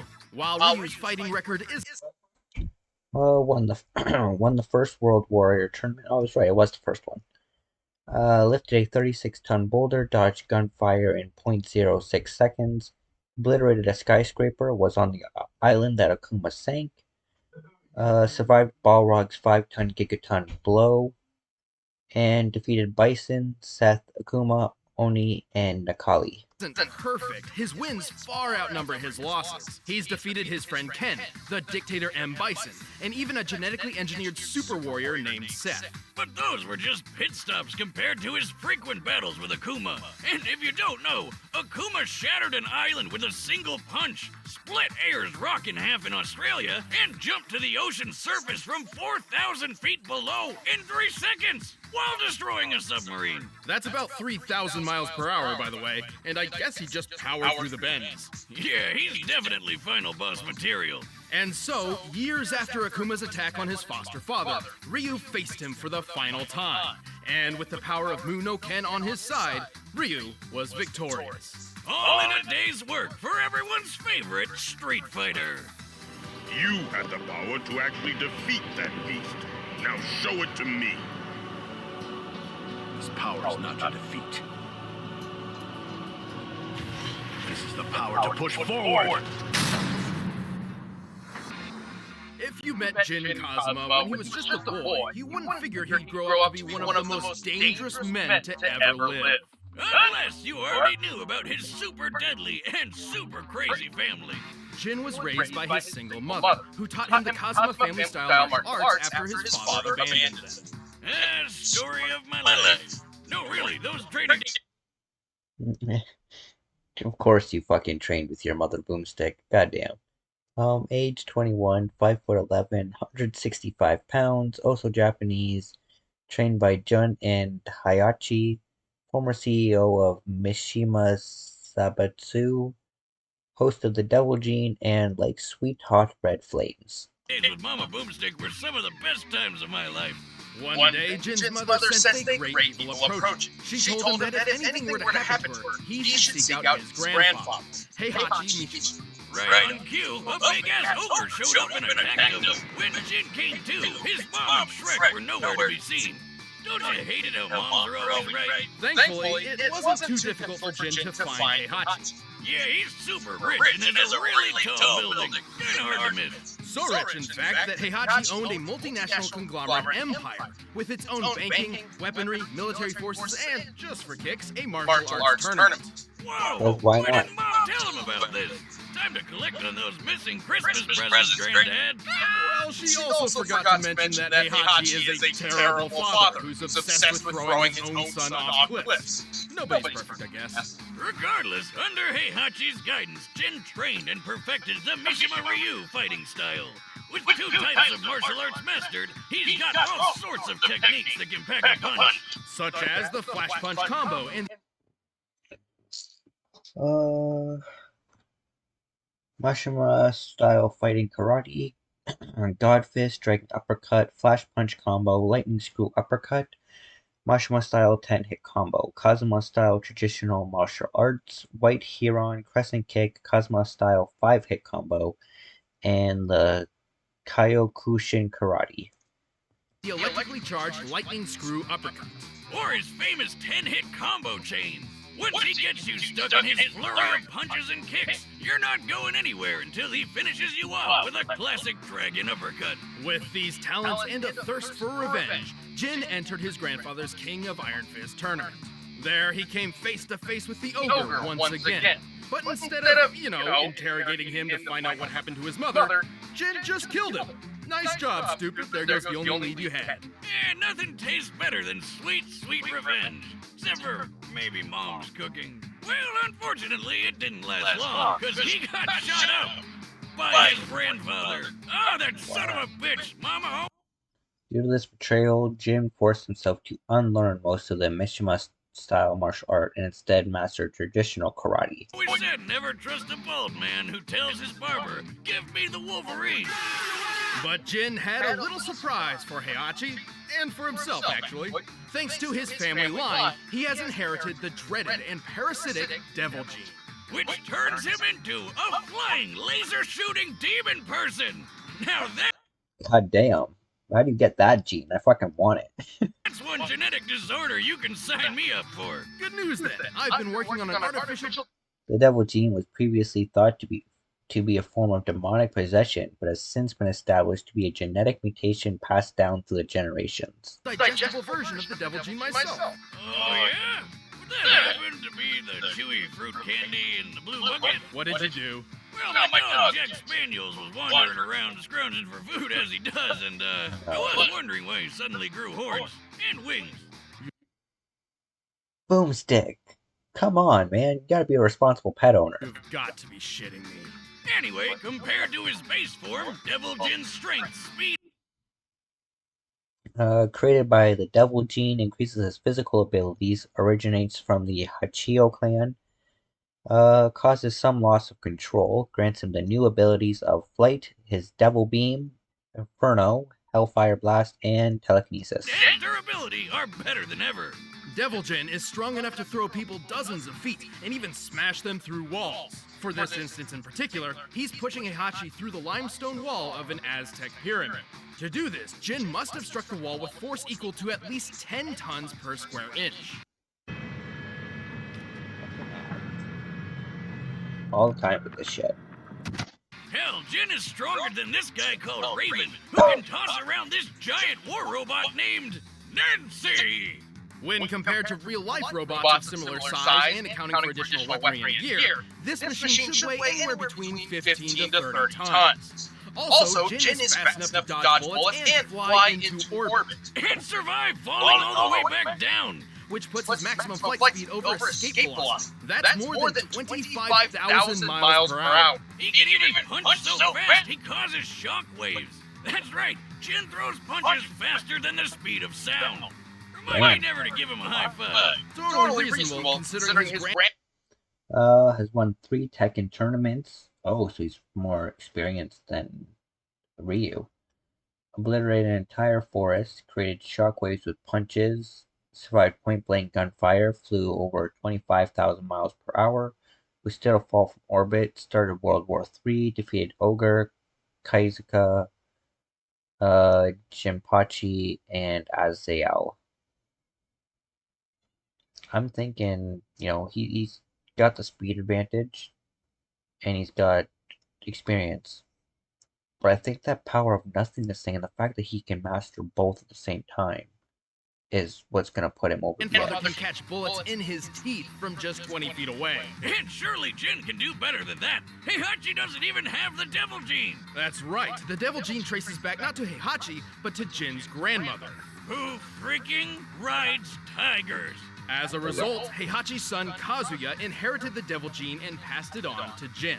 Kazuya's powers are basically the same as Jin's, and he's shown just how far the devil form can go. He's shot a blast powerful enough to erupt a volcano and survived a satellite laser straight. Kazuya also shot down this satellite with his laser. Geosynchronous orbit is 22,370 miles high, and this laser took only 6 seconds to reach it, putting a laser at about 2% the speed of light. Out of Independence Day. This is the same laser that once shot the robotic soldier Gunjack. By measuring the blast radius and resulting devastation, the laser's firepower appears to equal 3.7 megatons of TNT. You know the bomb that got dropped on Nagasaki in World War the sequel? Yeah, this laser's like 176 of those hitting all at once. While the devil gene can sometimes be difficult for Jin to control, it provides an enormous advantage against almost any foe. With it, he's won 3 of the 4 King of Iron Fist tournaments he's entered. He's defeated Heihachi, Kazuya, and even the supposed OG Devil Man himself, Azazel. Too bad he had to start World War II sequel just to find him. Kind of a dick move. Jin's certainly no angel, and hardly a hero. Still, when it comes down to it, he is the child of destiny, and not even the devil's blood can seal his fate. Can't you understand? All this fighting is pointless. It's never gonna end! It will end with this bloodline. And that is why I fight. All right, the combatants are set. Let's end this debate once and for all. But first... Another ad, probably for Blue Apron. Yeah. Death battle!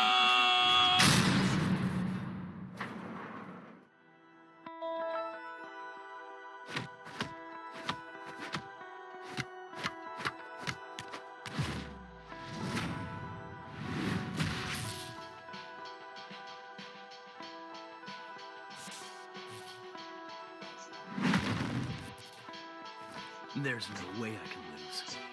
Talk is cheap. The answer lies in the heart of battle.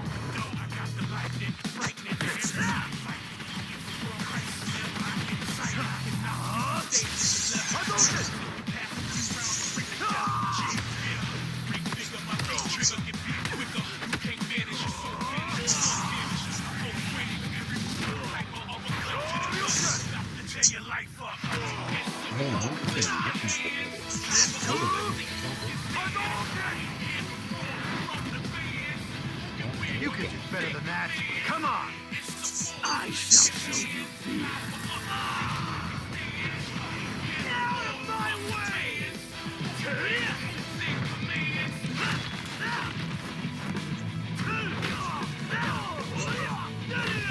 You insect!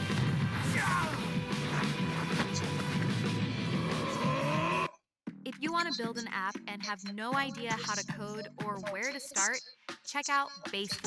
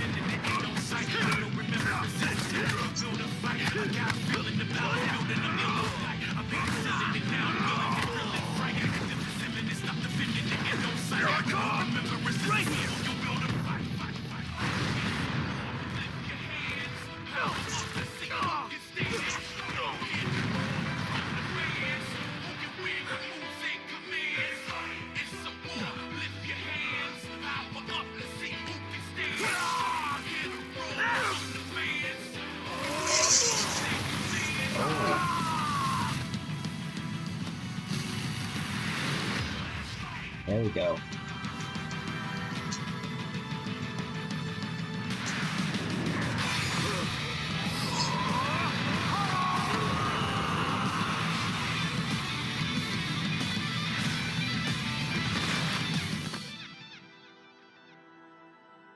Hell yeah.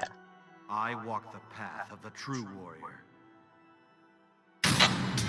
KO! That was fucking awesome.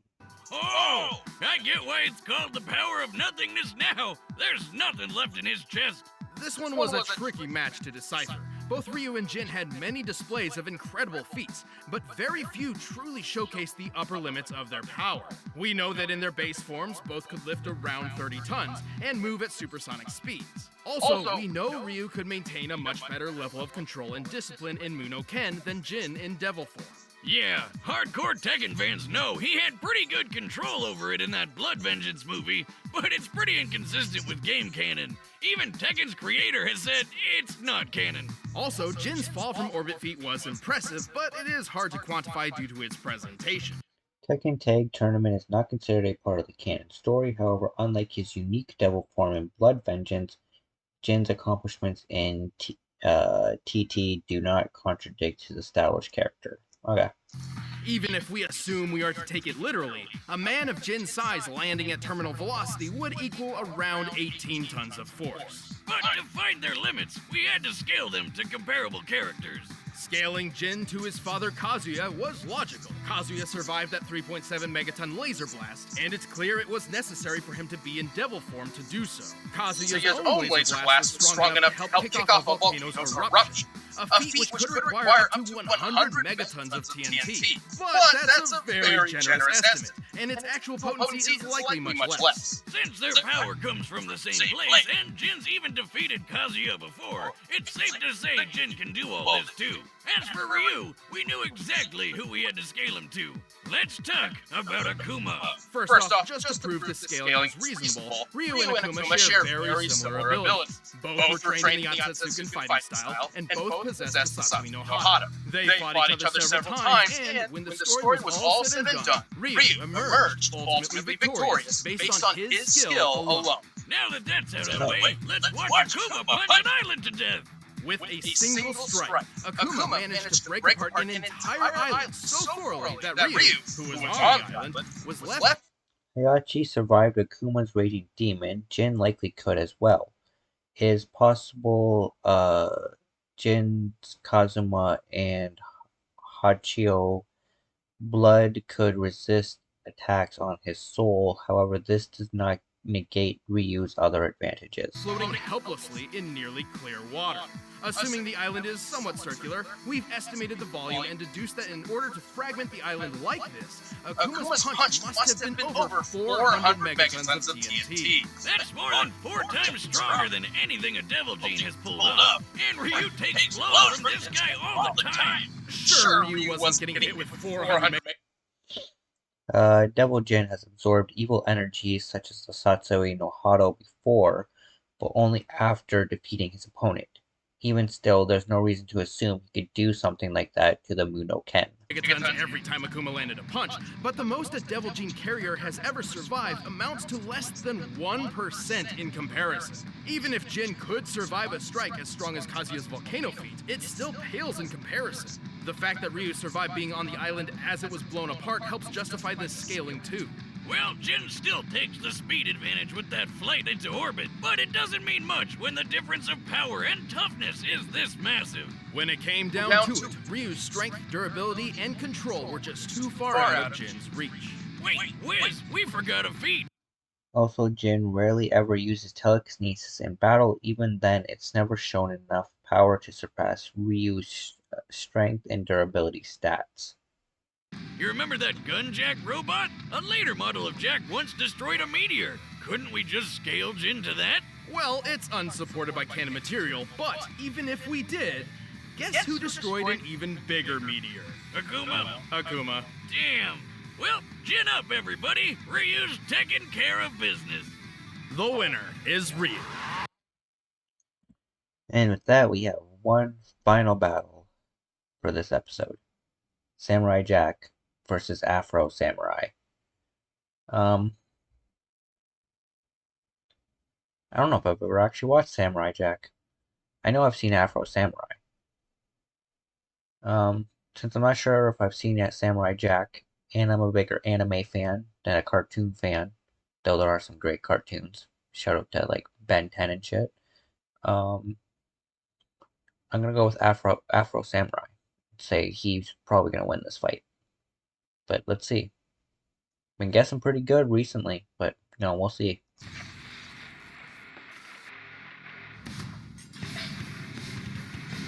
Among the soldiers of history, the samurai is one of the most prestigious and dangerous. So let's pit two of the best of them in a fight to the death.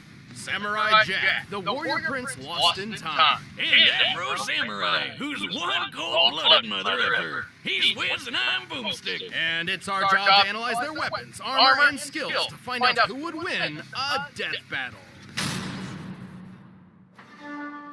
Long ago, in a distant land, Aku, the shape-shifting master of darkness, unleashed an unspeakable evil. But a foolish samurai warrior wielding a magic sword stepped forth to oppose me. I mean him. And that nameless samurai became known as... Jack. Jack was out! Jack. Yo, Jack! Jack was... Jack!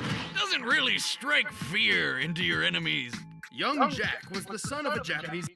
Jack's real name has never been revealed. He took the name as a cover upon arriving in a city he was not familiar with. Emperor, who had imprisoned Aku years before. This is a package from my family back home and contains nothing of consequence!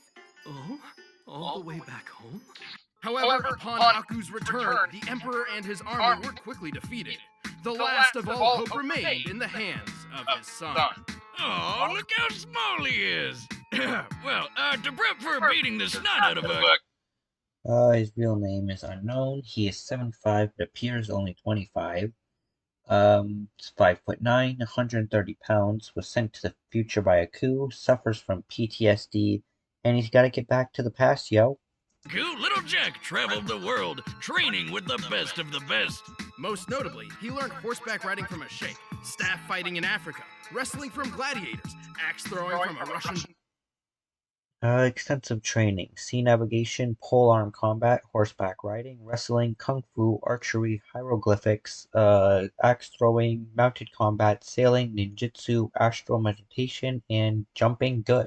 Boyar, mounted combat from the Mongols, martial arts from Shaolin monks, and archery from freaking Robin Hood! You know, everyone's favorite talking fucks. Ooh, da lolly. Wrong Robin Hood. That's your opinion. Jack's progress was exceptional. At just 8 years old, he defended a whole village from a band of marauders. All before he could even legally drink the good stuff.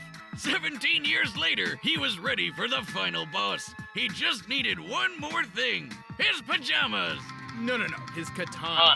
Katana, pajama, tomato, Alfredo. It's all the same. But before Jack could put his training to good use, Aku pulled a bitch move and zapped him hundreds of years into the future. What a waste. Just like when you spend 4 sleepless years struggling through college and then find out too late that nobody cares about your English major. I thought you graduated from the School of Evil Science or something. Well, you still have to pick a major. Should have chosen a more practical one, Wiz, like mine. Anyway, even though he was trapped in the future... Boomstick, the only poultry scientist I am aware of in the entire fucking world. Jack stuck to his mission to get back to the past and take down Aku. And he had the right weapon for the job. See, Aku cannot be harmed by conventional means. Thus, a special blade was forged by gods from Norse, Egyptian, and Hindu pantheons. Damn, that's a serious fucking blade. Forged by Odin, Ra, and Vishnu. Can absorb and redirect, maybe it's just Vishnu? Odin, Ra, and Vishnu. I'm gonna go with that. That sounds more right. Can absorb and redirect energy. Seemingly indestructible. Counters evil magic. Sharp enough to cut through any metal. Must be pure of heart to wield. Tremendous horse cut technique, which can break most blades. This mystic sword is nearly unbreakable and absolutely incorruptible. And boy, is Jack's katana an extremely effective weapon. It can absorb and redirect energy, including fire, vaporize beings of evil, and slice through nearly any substance, even adamantium. The Wolverine super metal? Why is that there? Probably just coincidental naming, but it is shown to be stronger than steel. Of course it is. So the sword's pretty awesome, but so is Jack. He's Jack also possesses some empathy with animals. Once when he was wounded, Jack was nursed back to health by a wolf. strong enough to push over this giant pillar, tough enough to survive a fall from orbit, and fast enough to defeat 6 bounty hunters in the time it took for 1 drop of water to hit the ground. By timing the drop, all this had to have taken place in about 1/3 of a second. He's like a ninja samurai. Ninja Mirai. Actually, he is trained in ninjutsu, which probably helped when he was forced to dodge beams of sunlight. For this one in particular, it's clear Jack began dodging after the beam was fired. By examining both Jack and the beam's movement frame by frame, we've concluded his highest reaction speeds must be nearly 70% the speed. Yeah, well, Afro samurais dodge lasers too, which, you know, should be faster than that. It's only 70% of the speed of light. Laser should be 100%. Damn, that's fast. What can he do? Next thing you'll tell me he has the power to fly or something. Well, Jack can't fly, but he did learn how to jump good. What the shit? By strapping a giant boulder on his back, which compared to his height can determine the weight 39 tons, Jack learned how to leap high enough to clear these trees. Crouching tiger, hidden samurai. Can leap over 100 feet, survived being crushed by a 700-ton man, lifted a 39-ton boulder, dodged beams of sunlight, survived a fall from space, defeated 6 bounty hunters in 1/3 of a second, and defeated Ultrabots, Demogo, thought that was an A, Sirens, Muche, and Aku. Right. These trees are pretty big, and this jungle has a bunch of these ugly baboons running around. And if I were a betting man, which I am, I'd say that this is the African rainforest, where the average tree is about 130 feet tall. Tips on Jack from my basketball team. Guy's got hops. We haven't even mentioned the time he survived several exploding missiles with his friend, the Scotsman. Why does he look so familiar? Huh. Gun leg, sort of a hillbilly. Is this Boomstick's dad? Well, I like him. With so much talent, it was only a matter of time until Jack found his way home and defeated Aku once and for all. But it took a lot longer than it probably should have. 50 years, in fact.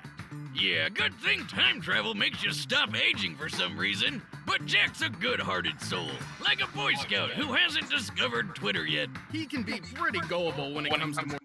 Jack has also struggled against his inner self, Mad Jack, who would attempt to goad him into violence, rage, and even suicide.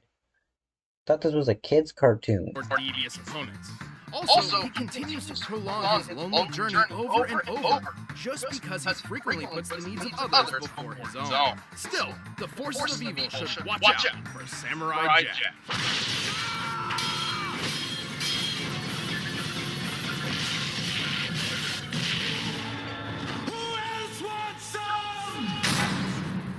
Damn. The stories that surround the 2 sacred headbands are as many as the men who died in their pursuit. What's so special about some strips of head cloth? Legend says they were created by the gods, or they can grant the wearer supernatural powers. But in truth, the headband... At best, the number 1 headband may grant someone agelessness, but this is also debatable. The length of its powers and rules of attaining it are often disproven and even broken. It is likely nothing more than an overhyped strip of cloth. Only bring pain and loss. Such was the case with Afro Samurai. Wait, did his parents really call him Afro? Talk about setting big expectations. Well, no, it's a nickname. Real name unknown. Age mid-20s, 5'11", 172 pounds. Trained by Swordmaster, ambidextrous, bears the number 1 headband, and enjoys a good joint. Hell yeah. But even if they did, have you seen his dad? I think they knew what to expect. Damn, just look at it. Oh, and hey look, he's got the #1 headband. Here's how this works. The person who wears the #1 headband is said to rule the world, and the only person who can challenge the #1 is whoever possesses the #2. In contrast, anybody can challenge the owner of the #2 for the Thanks to his father, Afro has been around weapons and combat his entire life, and so became a talented fighter at a young age. right to wear the headband, and thus gain the right to challenge the #1. So, like, you just work your way up so that only one guy in the world can challenge you? So where do I get one of these headbands? Then no one will mess with me. Actually, the opposite would probably happen, which young Afro witnessed firsthand when some freak named Justice showed up with the #2 and killed his father right in front of him. Why does this always happen? You know, I always thought parenting was the hardest thing about being a dad, but at this point, I think it's just actually staying alive if your kid's ever gonna do anything great. Or just sticking around for them. Despite knowing that he was effectively creating a future challenger, Justice left Afro alone to mourn his loss. So, of course, Afro swore revenge and started learning swordsmanship under a swordmaster named Swordmaster. Who the hell is naming these people? Through Swordmaster's training of sword mastery, Afro learned the traditional samurai fighting styles of Kenjutsu and Kendo. Kenjutsu is all about how to kill an opponent as fast as possible, while Kendo is more about discipline and being zen and stuff. Naturally, Afro preferred the more kick-ass one. Right, Swordmaster's goal was to refine Afro's body and mind, instilling upon him a sense of honor, or bushido. But that didn't quite mesh with Afro's thirst for vengeance. So when he found out that Swordmaster had the #2 headband all along, he knew what he had to do. And now he could take down the guy who killed his dad. Alongside his new friend, / burden, Ninja. Oh, come the f*** on! Where'd this guy come from? Now don't we look like shit? How you been, man? Well, it's not entirely clear. He's there, but at the same time, not there. Ninja is believed to be the guardian of the #2 headband, but all he ever really does is talk, and talk some more. He got arrows and grenades and shit! You ain't got no chance, dude! Fuck it, I love Ninja, man. You ain't got no shit. You ain't got no chance, dude.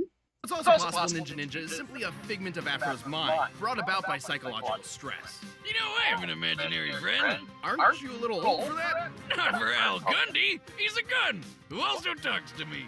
He tells me to do stuff.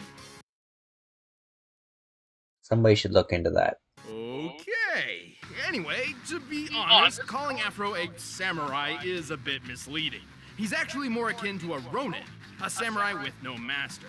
And so, with his swordsmanship perfected, Afro wandered the world searching for justice, carrying an arsenal fit for revenge. Including his father's sword. Katana inherited from his father, blade length over 40 inches, extremely resilient, his steel comb, cigarettes, he also knows the perfect parry, and of course the #1 headband. This super long blade has lasted through decades of battle without much issue. Perfect for kicking some. Wait, there's an Afro Samurai video game? Look at this shit. That's awesome. I'm gonna have to look into that. Ass. He also has a steel comb, which can be a surprisingly effective offensive and defensive tool. And since he doesn't care about that honor BS, he's not afraid to play dirty by attacking with his sandals. But while on the road to justice, Afro's #2 headband attracted all manner of dangerous enemies. Luckily, he's more than capable of dealing with each and every one of them. He's strong enough to cut other swords in half, throw his sheath through another guy's throat, and even tear off metal arms. Pretty impressive, as many modern metals have tensile strength as high as 80,000 pounds per square inch. Afro is fast enough to cut bullets out of thin air, and even a laser beam. I should note that it's not a plasma-based beam. It bounces off reflecting surfaces, doesn't explode upon contact, and it's literally labeled a laser. This means Afro blocked the beam that moved as fast as light. More than See? Fucking told you. 670 million miles per hour. Get this! That laser beam came from a robot version of Afro. Talk about metal! This Afro droid could easily smash up a car, and our boy Afro just tore it apart! He survived getting hit by rock. Survived RPG, were 72 tons of TNT.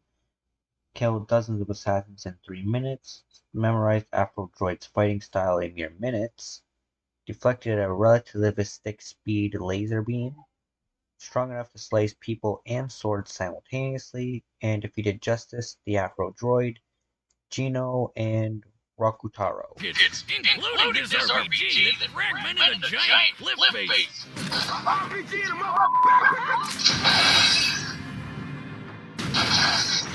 I think I smell meth coming. This tree nearby is most likely a Japanese mountain ash, which can sometimes grow as high as 30 feet. With that in mind, we compared its height to the fragmentation created by the explosion, and compared the resulting surface area to the sheer force or granite.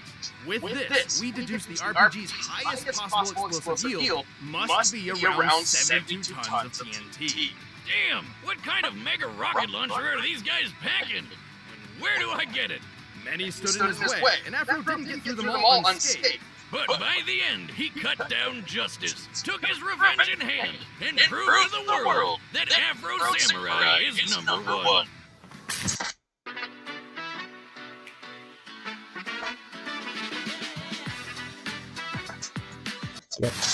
Why you gotta kill all my men? Why you gotta kill me? Nothing personal. It's just revenge. Yeah, because Alright, combatants are set. Why would revenge be personal? Blue apron. And fight.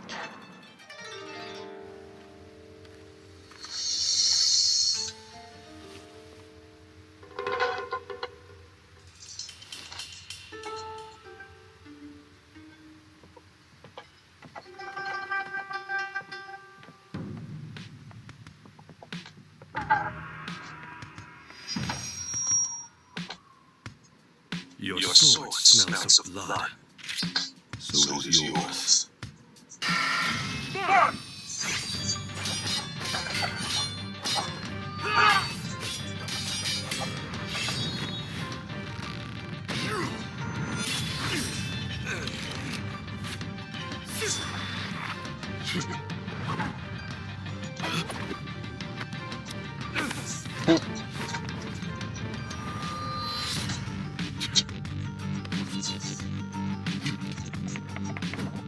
Love a quarter of a fashion sword fight, man.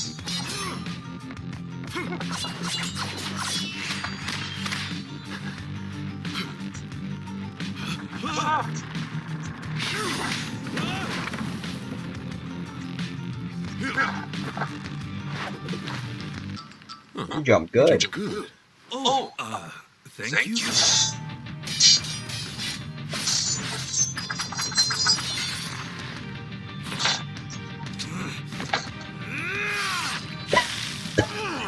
Damn.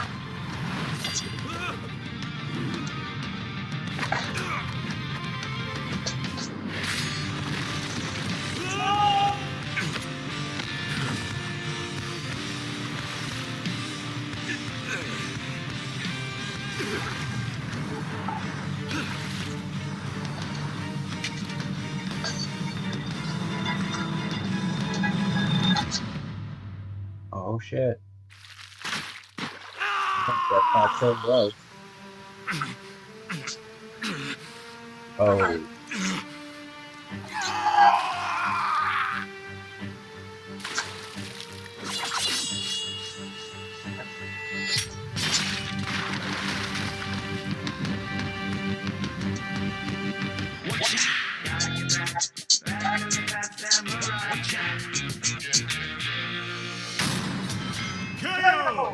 So, like, is he gonna get his arm back, or...?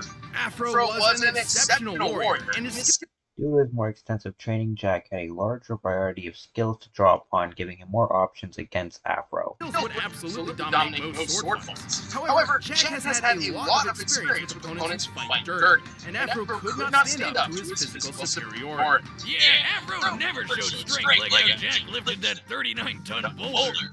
Jack has fought others and avoided weaponry without his sight or most notably against the 3 blind archers. Jack could react as fast as 70% speed of light. Afro did block that light speed laser beam, but based on the distance between him and the Afro droid, he only needed to react around 21% speed of light to do this. Still putting him at impressive relativistic speeds, but not even half as quick as Jack. Also, Afro survived Jack's katana can cut through nearly any weapon not protected by magic, so it's likely it can break Afro's sword as well. that mega-sized RPG explosion. Don't forget how Jack survived a fall from orbit. While it does seem the spacesuit was responsible for Jack's surviving re-entry, it certainly can't be held solely accountable for the final impact.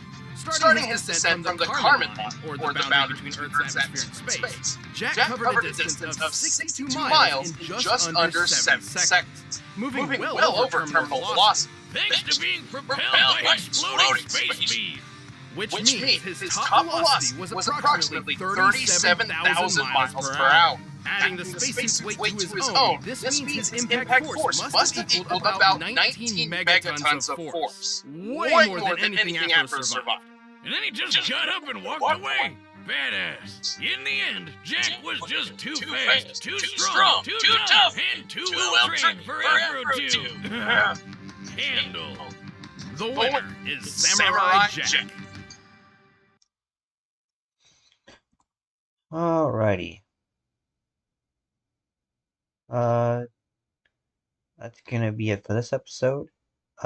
Make sure to tune in next time though. It'll be episode 20. That's another milestone.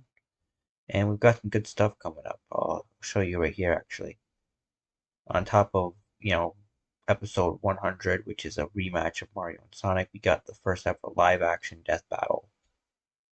So, a couple of good ones.